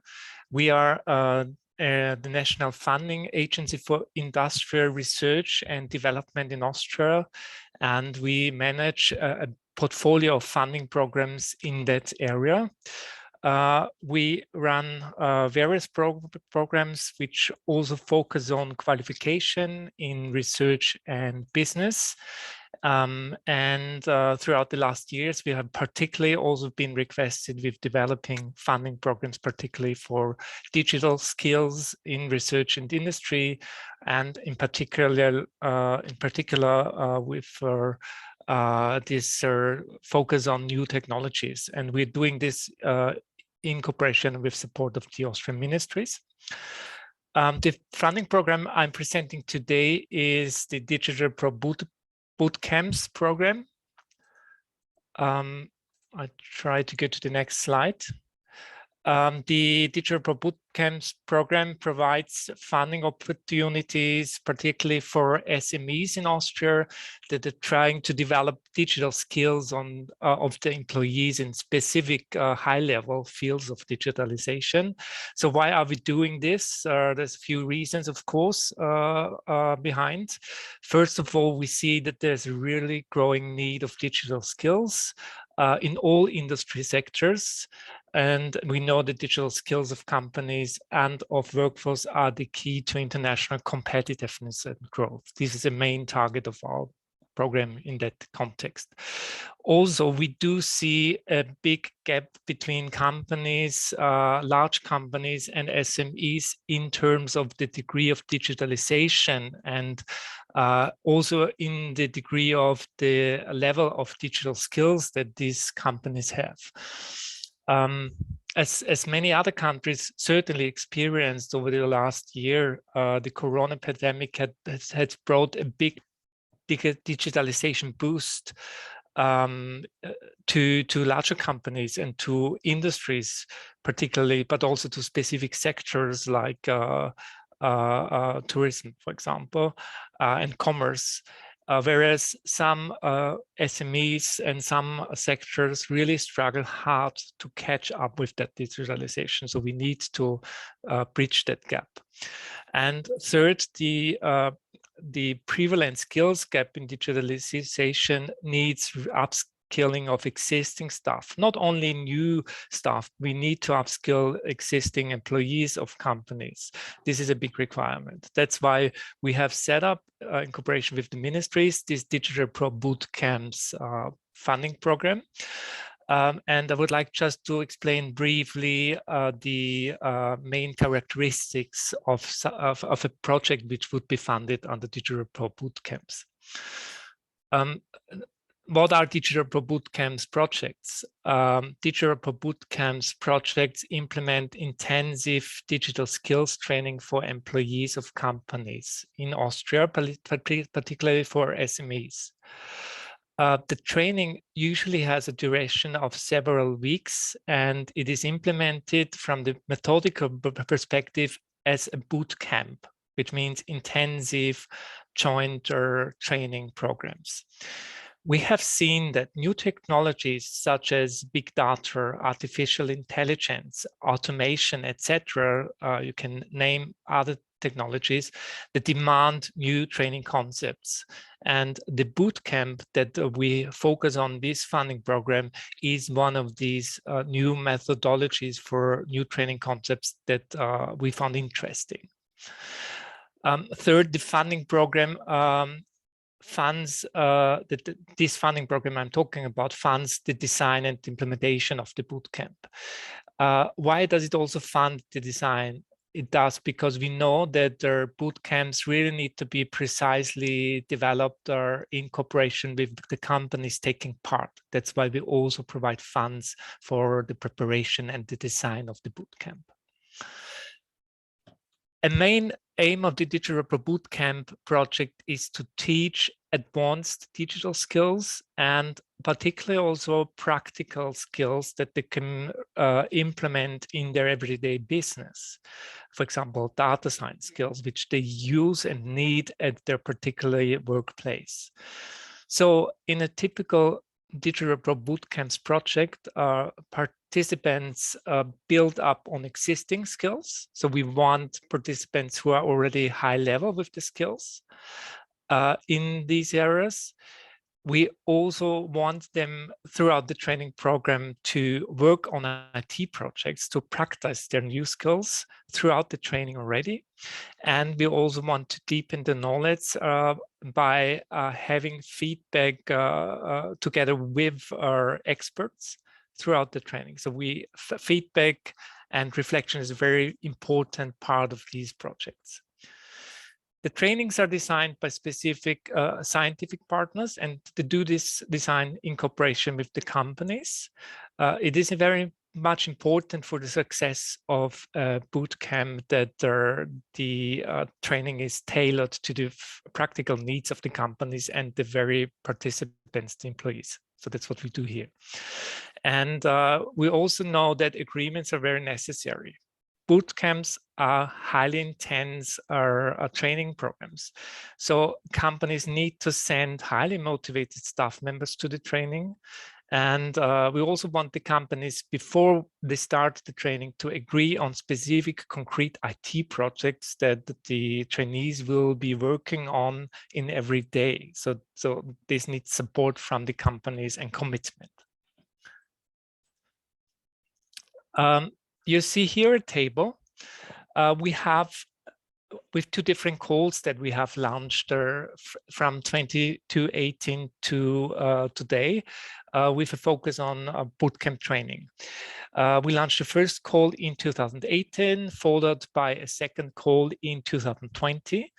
And in these two calls, we selected 7 projects for funding. We funded projects that focus on various digital topics. We included projects in the area of data science, data security, artificial intelligence, and in the second round, we also funded projects with topics for workplace integrated learning, cybersecurity, smart factory. You see very, very critical and very up-to-date topics and skills. When you see these tables, you see differences between the two columns. So we tried 2 different settings.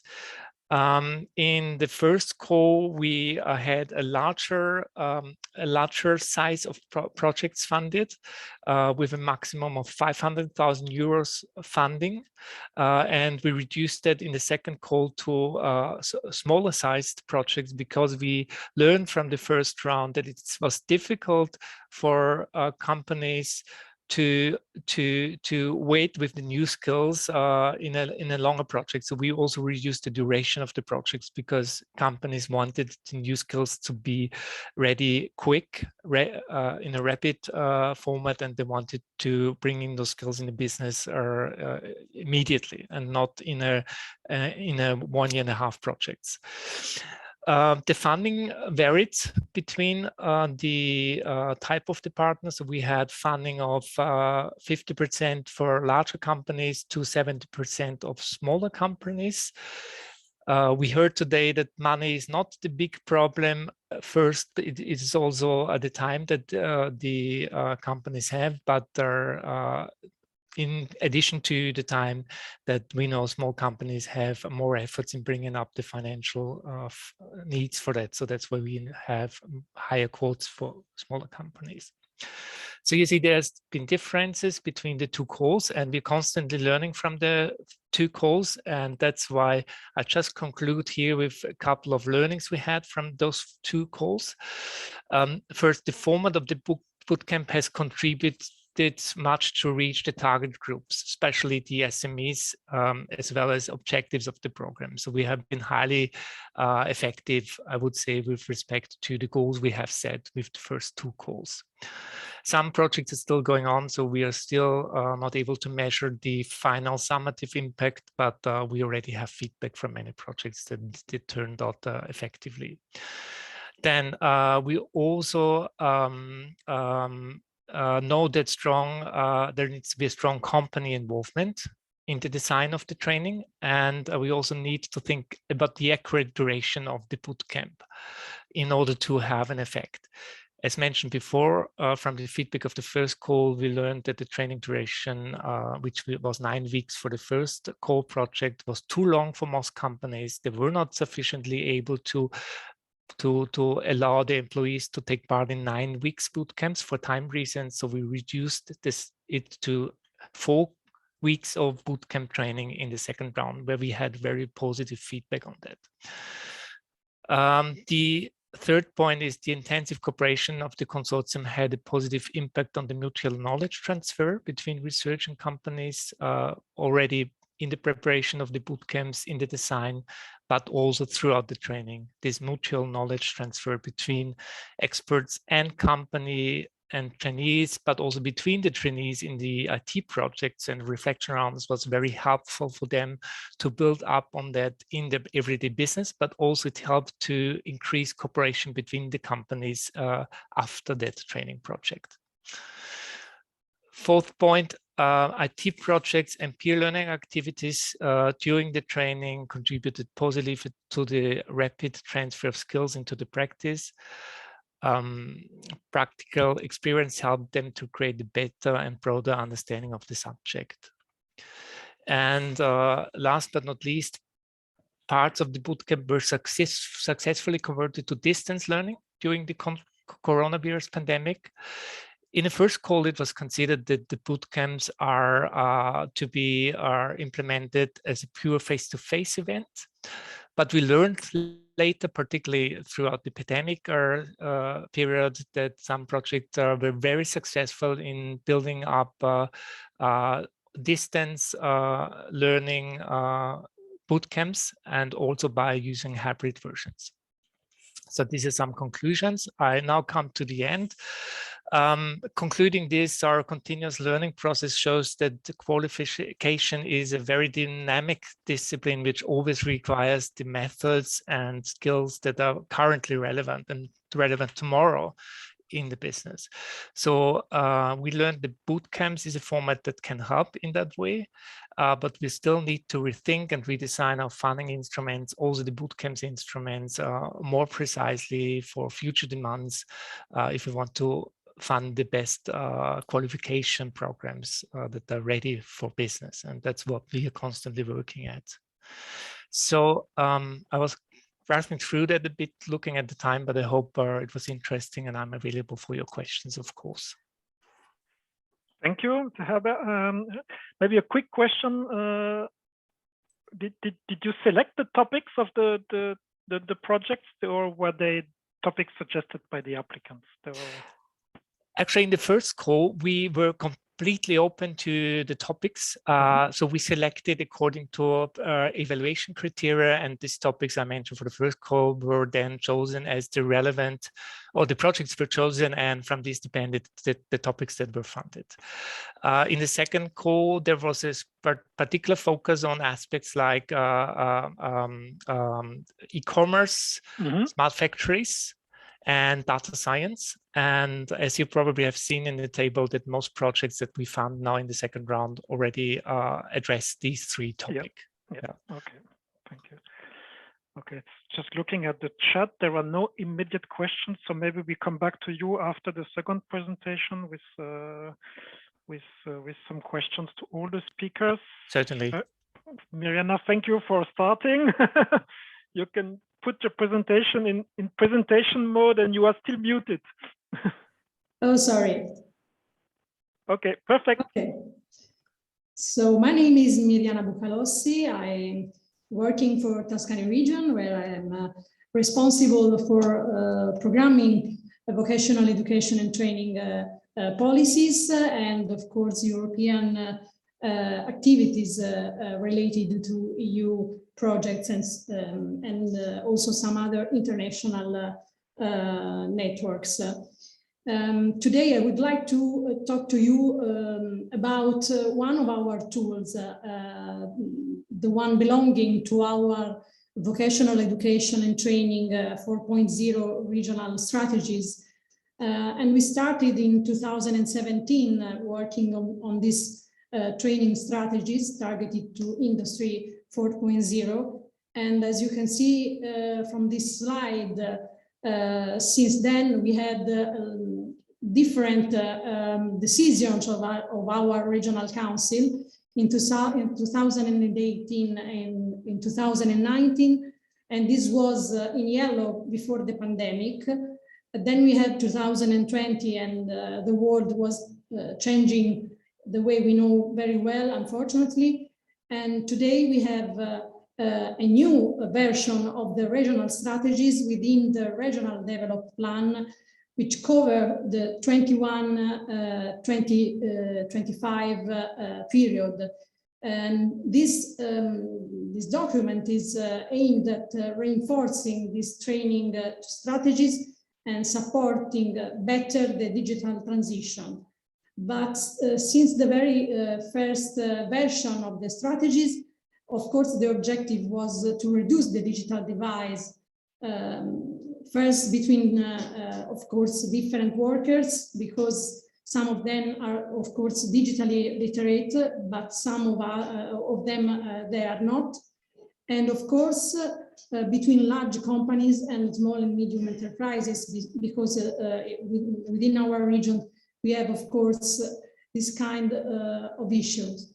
And of course, for us, the role of training is to support integrated human capital development as a strategic asset of the digital transition. As I mentioned before, the tool we are talking about today, the one of vouchers, is just one of the different tools we have within the strategies. And we are not here to talk about all the ones you are seeing this slide, but we move towards the individual tools.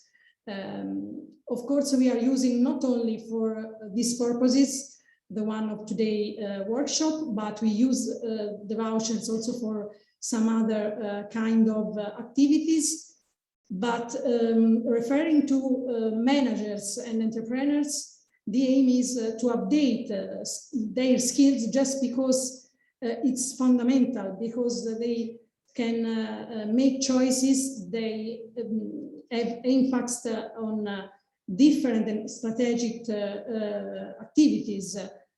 For example, the exploitation of the productive potential of new technologies, or how and when these new technologies will be adopted within their companies. And also the adaptation of these production processes, and also quality and quantity of employment. So we think that training vouchers are a strategic tool because they are flexible if compared to training pathways. Because if we imagine this like a race, we can design a digital path and a training pathway and think about it as something that is flexible. It's not that way, so we can't win this race. But a voucher is, because we let the market define and design what companies needs, and we give money to managers and entrepreneurs to buy this kind of training pathways. So they can be spent in accredited vocational education and training providers, but of course accredited by our region, but also within regional universities. And what are the vouchers? They are a contribution, mainly from the European Social Fund, which allow full or partial reimbursement of a training course registration fee. And as I mentioned before, they can be spent within these VET providers or universities. As you know, the target for this specific kind of vouchers are entrepreneurs and freelancers and business managers. And talking about the challenges that we faced since the beginning, initially, they were related on how to better reach the target group, and also on how to involve the stakeholders to engage them within dissemination process. Also making this financial tool known, of course, and used as a strategic asset for managers, entrepreneurs, and freelancers. And also making the training offer visible, because we provide for the voucher, but of course the training offer should be visible, otherwise they can be matched together. So about facing those challenges, we make some promotion activities. Of course, we had and we are still having stakeholder engagement within the tripartite regional commission, which is the way on we use to concertate, and it is our governance body within the territory, because of course it's tripartite organization means that we have there not only the region but also representative from the organization which represents entrepreneurs and of course companies, but also the one representing workers.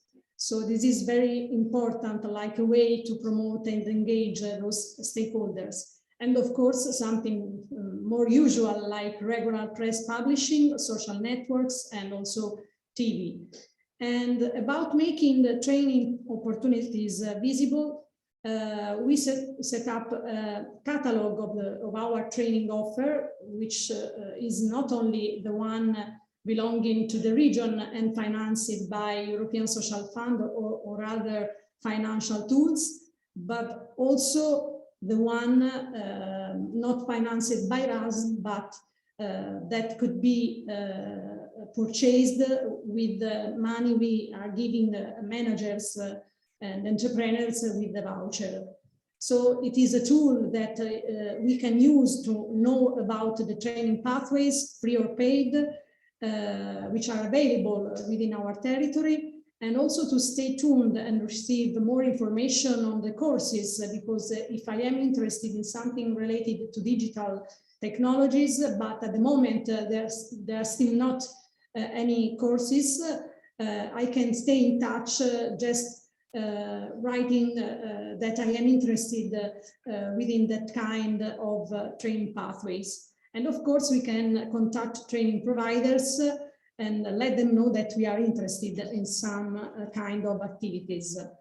The call for proposals, of course, is aimed at let the beneficiaries acquire useful knowledge to develop a propensity to invest in innovation and to exploit the potential of new technologies, promoting the development of less energy intensive and polluting production systems, but also to adopt new models of work organization and human resources management as tools which are able to promote innovation processes and the participation and well-being of workers.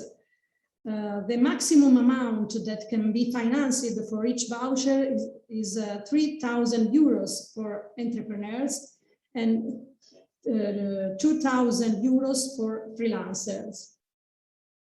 The training for managers is aimed in developing, strengthen and update skills necessary for management and management of the company or professional activities, and also to acquire knowledge to, like the one before, to develop propensities to invest in innovation, and also the last one, to face paths for technological, organizational, managerial, process, product innovation and business models in order to take advance of the opportunities related to Industry 4.0.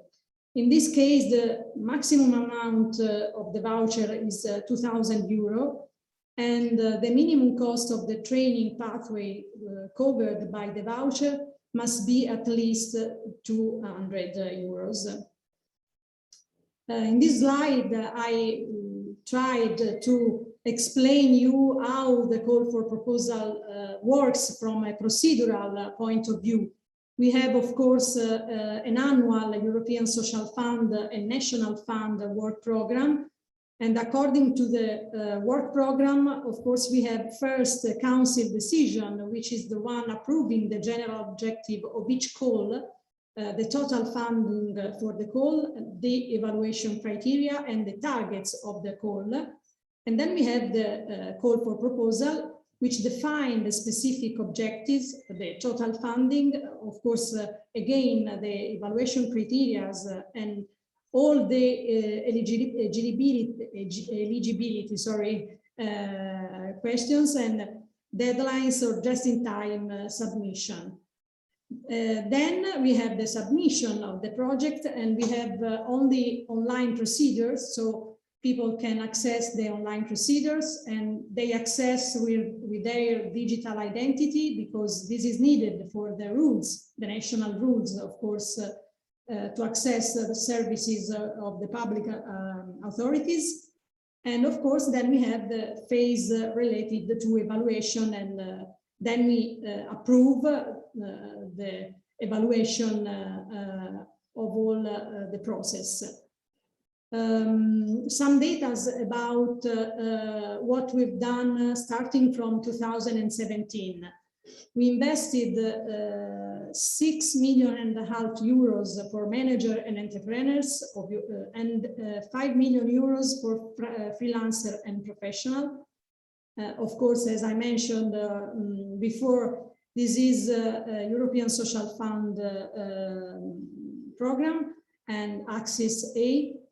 And we had 146 voucher approved for manager, and 770 voucher approved for entrepreneurs, but we had 3,000 voucher approved related to freelancer and professional. And I am at the end of my presentation. I hope to have a clear presentation, and of course I am waiting for your question if they are. Thank you, Mirjana. We can take one or two quick questions. Mart, do you see questions directly? Or, no, there isn't a question from the audience at the moment yet, but I can ask about why did you decide to focus on the managers, and are the managers willing or interested in being such busy persons as they are? Yes, they are busy, but they are the one who decide. And at the very beginning of the strategies, of course, we had also training courses related to workers. But then we understood that it was better to invest on the skills of the managers and the professionals and the entrepreneurs, because they were the one pushing towards the innovation. And of course, I didn't say it before, but we are not a region with an high propensity index related to innovation at the moment. So we decided to invest on them because of this reason. Thank you. Okay, thank you, Mart. Thank you, Mirjana. So then we will go, maybe there are some questions coming from our discussant and some remarks. Helena, I would suggest that you take the floor. You were used to work with companies. I think today you were a bit more on the program management side, but then I know you have some insights on the skills aspects. Thank you very much, Luke. Yeah, I think these two case studies illustrate a very important point about when you're trying to address the demand for digital upskilling. It is very important to have a variety of interventions. So we had on one hand the example of a more deeper reaching intervention affecting a smaller number, targeting a smaller number of SMEs, but adding more complexity or more learning into the process through the peer learning, the knowledge transfer between the SMEs, and also the possibility of technology transfer between the science partner and the companies. And on the other hand, having a broader instrument, which is more bottom-up, with which you can reach higher volumes, and but is focused more directly just on training itself. And you know, so if there is a lesson there, I would say that, you know, definitely one size does not fit all, and a range of issues have to be considered in terms of individual needs of the companies and the particular digital skills. So also one other point that I was picking on, you know, somebody mentioned the word creativity, and how we have to become more and more creative in how we design these interventions and these programs in terms of, again, working with SMEs whose needs are also increasingly complex. And it is not just a case of even identifying the right type of training, but all the issues that were mentioned in terms of engaging with them at the right level. Also timing being particularly crucial, and the sometimes perceived and practical amount of effort the SMEs need to invest. And it is a lot about managing expectations, and also getting SMEs on side and realizing that this is an investment, which does require commitment. And this is sometimes where there might be a bit of asymmetry in information. I had noticed, you know, it was quite impressive to see, I did a quick calculation that in the case of the collaborative project, there was as many as 8 SMEs and 3 scientific partners involved per project on average, if one does a simple calculation over the full project in the first call. So I thought that was a very interesting point, because we did say it is quite difficult to get individual SMEs to engage. So elevating that to the next level and bringing a group of SMEs together to collaborate around a specific topic, I think is an additional challenge. So I was wondering if Eric could perhaps quickly comment on what challenges did they encounter, or how did they manage that, whether there was any intermediation maybe involved, or whether these were companies that have already found each other in some other way. So certainly, I can react to that. No, usually most of the consortia, and I agree, there's a lot of efforts from coordinating organizations to build those consortia built up on existing networks. And usually it's the research organizations that develop the scientific project that builds up those consortia, and they have the connection usually. What we have learned from qualification programs which were similar is that when you build up on a consortium and develop a joint qualification project, and you particularly also include knowledge transfer instruments throughout the training program, then this is a very strong basis for follow-up projects. So there's 2 levels that we want to address when we develop training programs for the companies. First, we want them to have the practical and the practical skills that they apply the new knowledge in the business, but the new skills should not be only available in the companies. We want also that there is a transfer between the organization, and we learned that often that knowledge flows into new collaboration, into new partners and business partners that are not part of the network, but that will become part of the networks in additional new partnerships projects, for example. So we can see that there's effects on both levels. Brilliant, thank you for that insight. And also what I was wondering, you know, in terms of the experience in our region and also nationally in Ireland, we find where there is an additional challenge, as if there wasn't enough challenges, was the speed, obviously, at which the technology is moving. at the moment, and that provision of training can sometimes lag behind the current needs of the SMEs that really need to be on that cutting edge to ensure their competitiveness. So my second comment was to Mirjana. I noticed from your presentation that you have said that you were concentrating on regional providers for matching up companies and individuals with training. And while there was, you mentioned a mechanism in the event when there isn't a match, comparing to perhaps similar other initiatives that look more broadly at availability of training outside perhaps VCs in universities. Do you see a challenge in that, or do you see perhaps moving the initiative towards trying to acquire the missing training from other sources or other regions or even internationally? Well, I believe that we have to move towards a broader training offer, because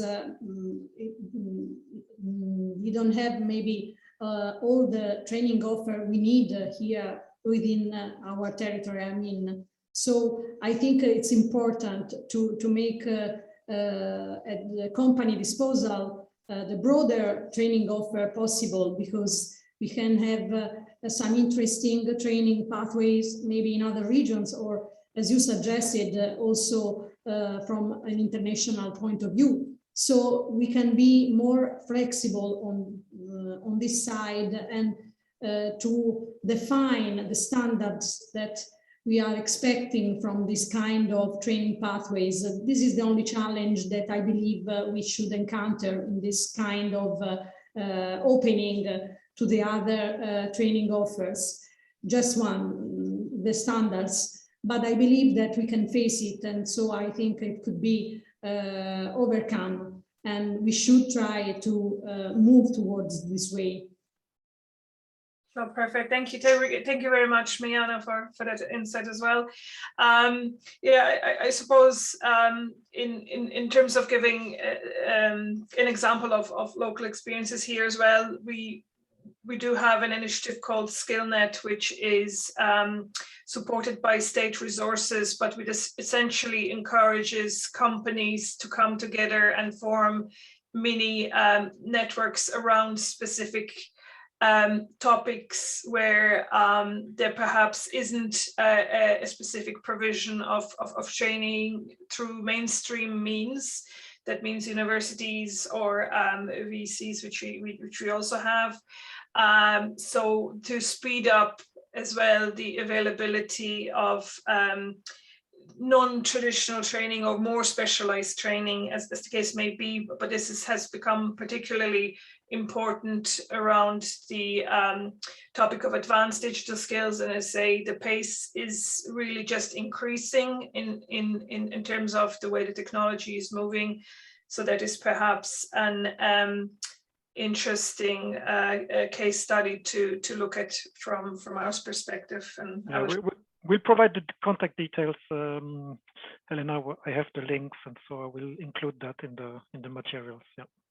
Oh, great, and I'll just include here in the chat the link to as well. Thank you, Luke. Mart, I see your hand raised. Yeah, I just wanted to make a small remark regarding Helena's question to Mirjana about this international perhaps offer of trainers.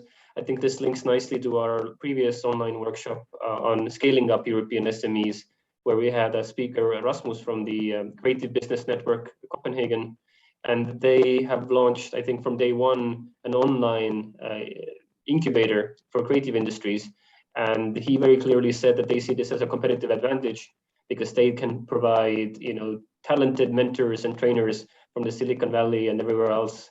So that is also one way of approaching this or thinking of how to do these things in this COVID era, but also in the long run when people might expect more virtual services. So there are benefits to internationalizing the talent pool of the experts who give advice to the companies.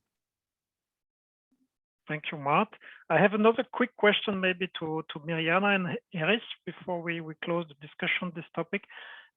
We mentioned that several times the speed of the technology and the changes, and how are you trying to identify the new needs for trainings? Are you letting the market doing that, or do you have some way to deal with that? Mirjana, I see you want to start. Yes, I would like to start, but just because, of course, we are not letting the market suggesting us what they need.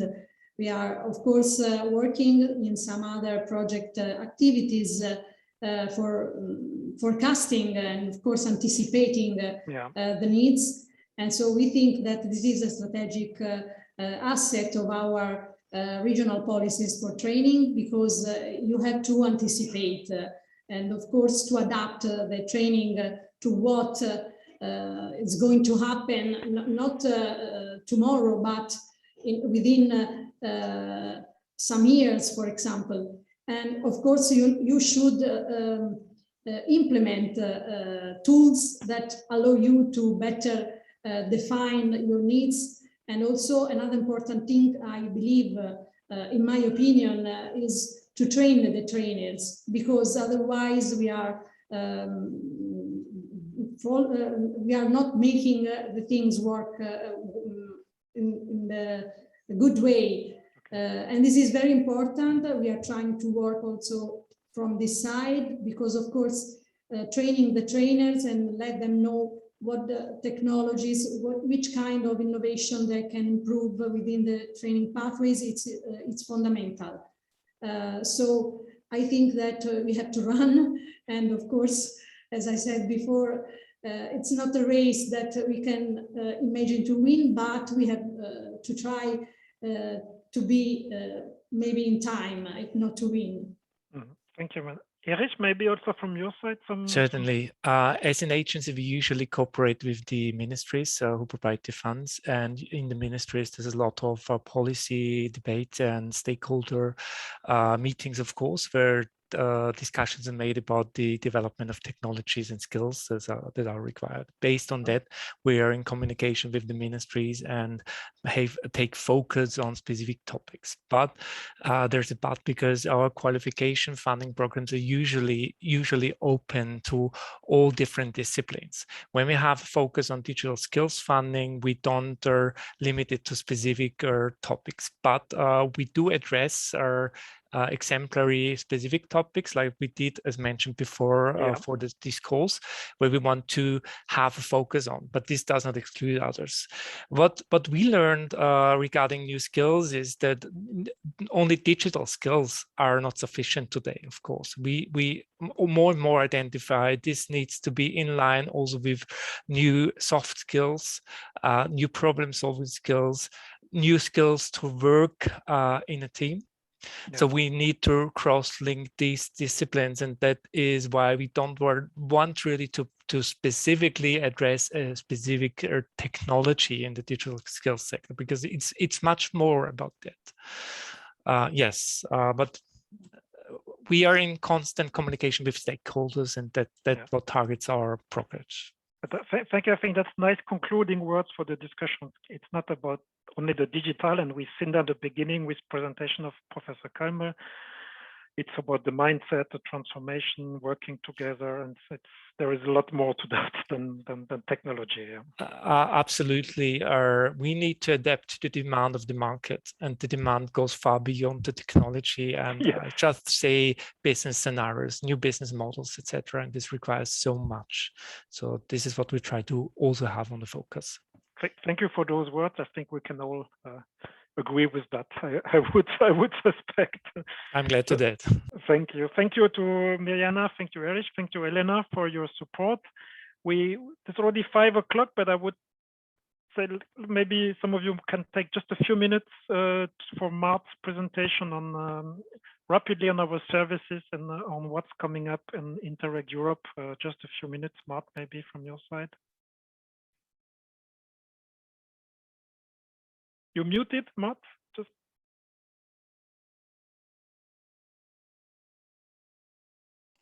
Yeah, the unmuting button disappeared. No, but this is really will be a very quick, 5 minutes maximum.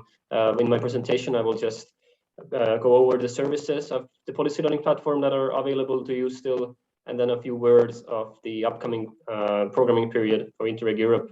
Also, our colleague Eugenie will be posting the feedback link to the chat of this session. So we appreciate always feedback to our events so that we can make them better. So if you're already familiar with the policy learning platform, then you can just take those minutes to fill in the feedback instead. But then let me change my slide. So basically the policy learning platform that Luke and I represent as thematic experts, we have 3 sets of main sort of services or activities. We have a knowledge hub full of different resources. Then we have this rich community of peers, over 20,000 members on our platform, including the experts that are here today, but many other project partners.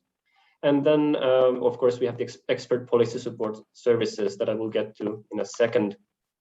And I encourage you to look around at the website if you haven't yet, because we have a lot of webinars, previous recordings of workshops, and upcoming events promoted on our platform. You can also dive into the good practices that are submitted to the community members and the projects, or then look at these more condensed, in-depth analysis called the policy briefs that Luke also mentioned earlier on various topics. The most recent one that we would have produced and with our colleague René is on regional branding initiatives. So a very interesting read, definitely. And then you can always join this newsletter called the Policy Digest as well. But we are always, as thematic experts, excited to promote these services where we can also be more hands-on and more tailored. We have these 3 different services. One of them is the Policy Help Desk, where you basically just write the written question to us. Let's say you're interested in further examples of good practices of digitalization support services. And then that's a very legitimate question that you can send our way, and we will go through our resources and other knowledge that we have to provide you a list of information on this, maybe some other recordings of previous events or some other rich reading material. Or it can be a completely different topic about social entrepreneurship, about clusters, about alternative financing methods. And basically, similar requests can then be developed to a more extensive form of support, either the matchmaking session or the peer review.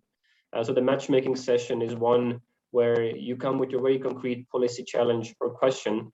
For example, you want to set up a new financial instrument for social enterprises, but you're not really certain on how to do that. Then we can look around at our pool of experts and find peers who have maybe already implemented in their region a similar instrument. And then we can have a nice 2-hour discussion around this. And compared to a webinar or a workshop, it's a closed discussion between like-minded individuals, between peers, and it's really about giving tailored advice to the question you might have. And the peer review is one level of further from that, which is that we bring 4 to 5 peers, and it's a 2-day event. So we can really go into the details, the nitty-gritty, what should be the eligibility criteria, how large should be the grant, who should be the lead of this instrument, and so on and so on.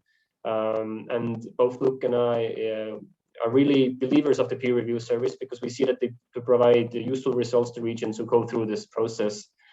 Just because you can ask these direct questions from the experts that really, really interest you, that you might not get always out of a large workshop format. And here you can see on this slide just what we've done in practice on the platform. So in different regions on different topics, we've already had various peer review services. And it's an open call, so you can always apply to it. But we also encourage you to consider submitting an application already in November or in December of this year, because this way we can already take it into our pipeline to start processing it. And we would be able to provide you this service in February or March next year. So if this sparks your interest, look into it, and we're glad to give you more information on this with Luke, either via emails or after the end of this session in the online help desk we're conducting today. And then as a second part of my presentation is what happens next with Interreg Europe. So the program will continue for the next programming period. The main objective will remain the same, but the budget is slightly bigger. and unfortunately, one country is not included anymore for obvious reasons. So basically, the platform will remain in the broad sense, and then the program will remain the same. Slight changes in the focus. So these current 4 thematic priorities will be changed into 6 priorities. There's also sort of a renewal of the visual identity. And as you can see, Interreg Europe is also going to focus a lot on smart and green. But overall, the focus is going to actually be a bit larger, also including just governance and how to better provide better governance. So policy learning in these various areas will continue for the next programming period. Here is the timeline. So basically what we can expect is that around the first semester of next year, there will be new calls for new Interreg Europe projects. And I want to just invite you to our Europe Let's Cooperate event that will take place in a couple of weeks on the 24th and 25th of November, because this is where actually you will get all the details of this, the new programming period from the representatives of the program level. But for now, for the policy learning platform, for us as thematic experts, our services are expected to remain largely the same as they have been. So you can still expect more workshops, more webinars, more tailored support services.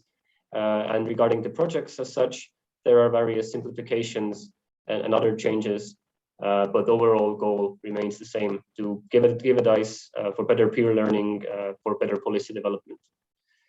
So this is basically the end of my presentation, and we also have a 40-second video that Eugenie can show about the upcoming event as well. So we'll stop sharing my screen, and Eugenie, you can take over with this video.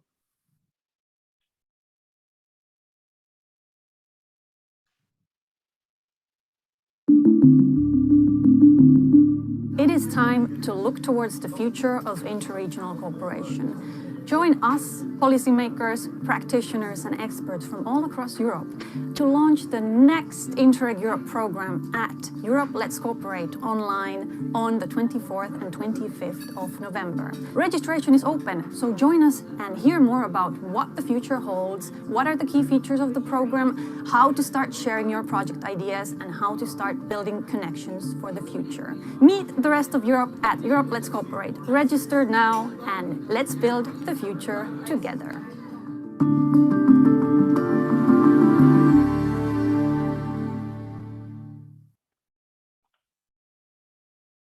Thank you, Eugenie, for sharing that. So you're obviously all invited to join.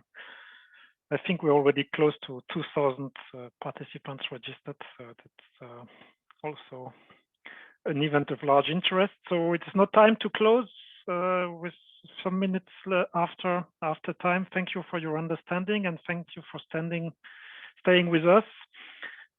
This is now the end of the formal meeting.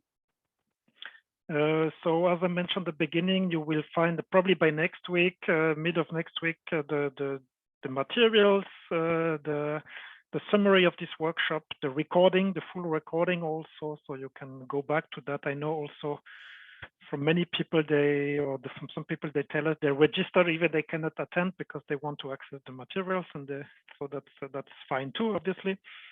After this meeting, so the ones who leave, I wish a good evening. It's already dark here in my place. We have still the second part of the additional part of the meeting. Some of you did register to some bilateral discussions with Mart and myself as part of our expert services, maybe to learn more of the program or to submit a specific request. So please, for those people, just stay in line. Don't get out of the meeting. You will not get another link. It's from here, and then Eugenie will allocate us to specific rooms for discussions. And for all the others, thank you again for joining. Have a nice evening, and see you in one of our next events, hopefully. Thank you. Goodbye. Thank you. Bye. Thank you. Bye. Bye. Bye-bye. Bye-bye.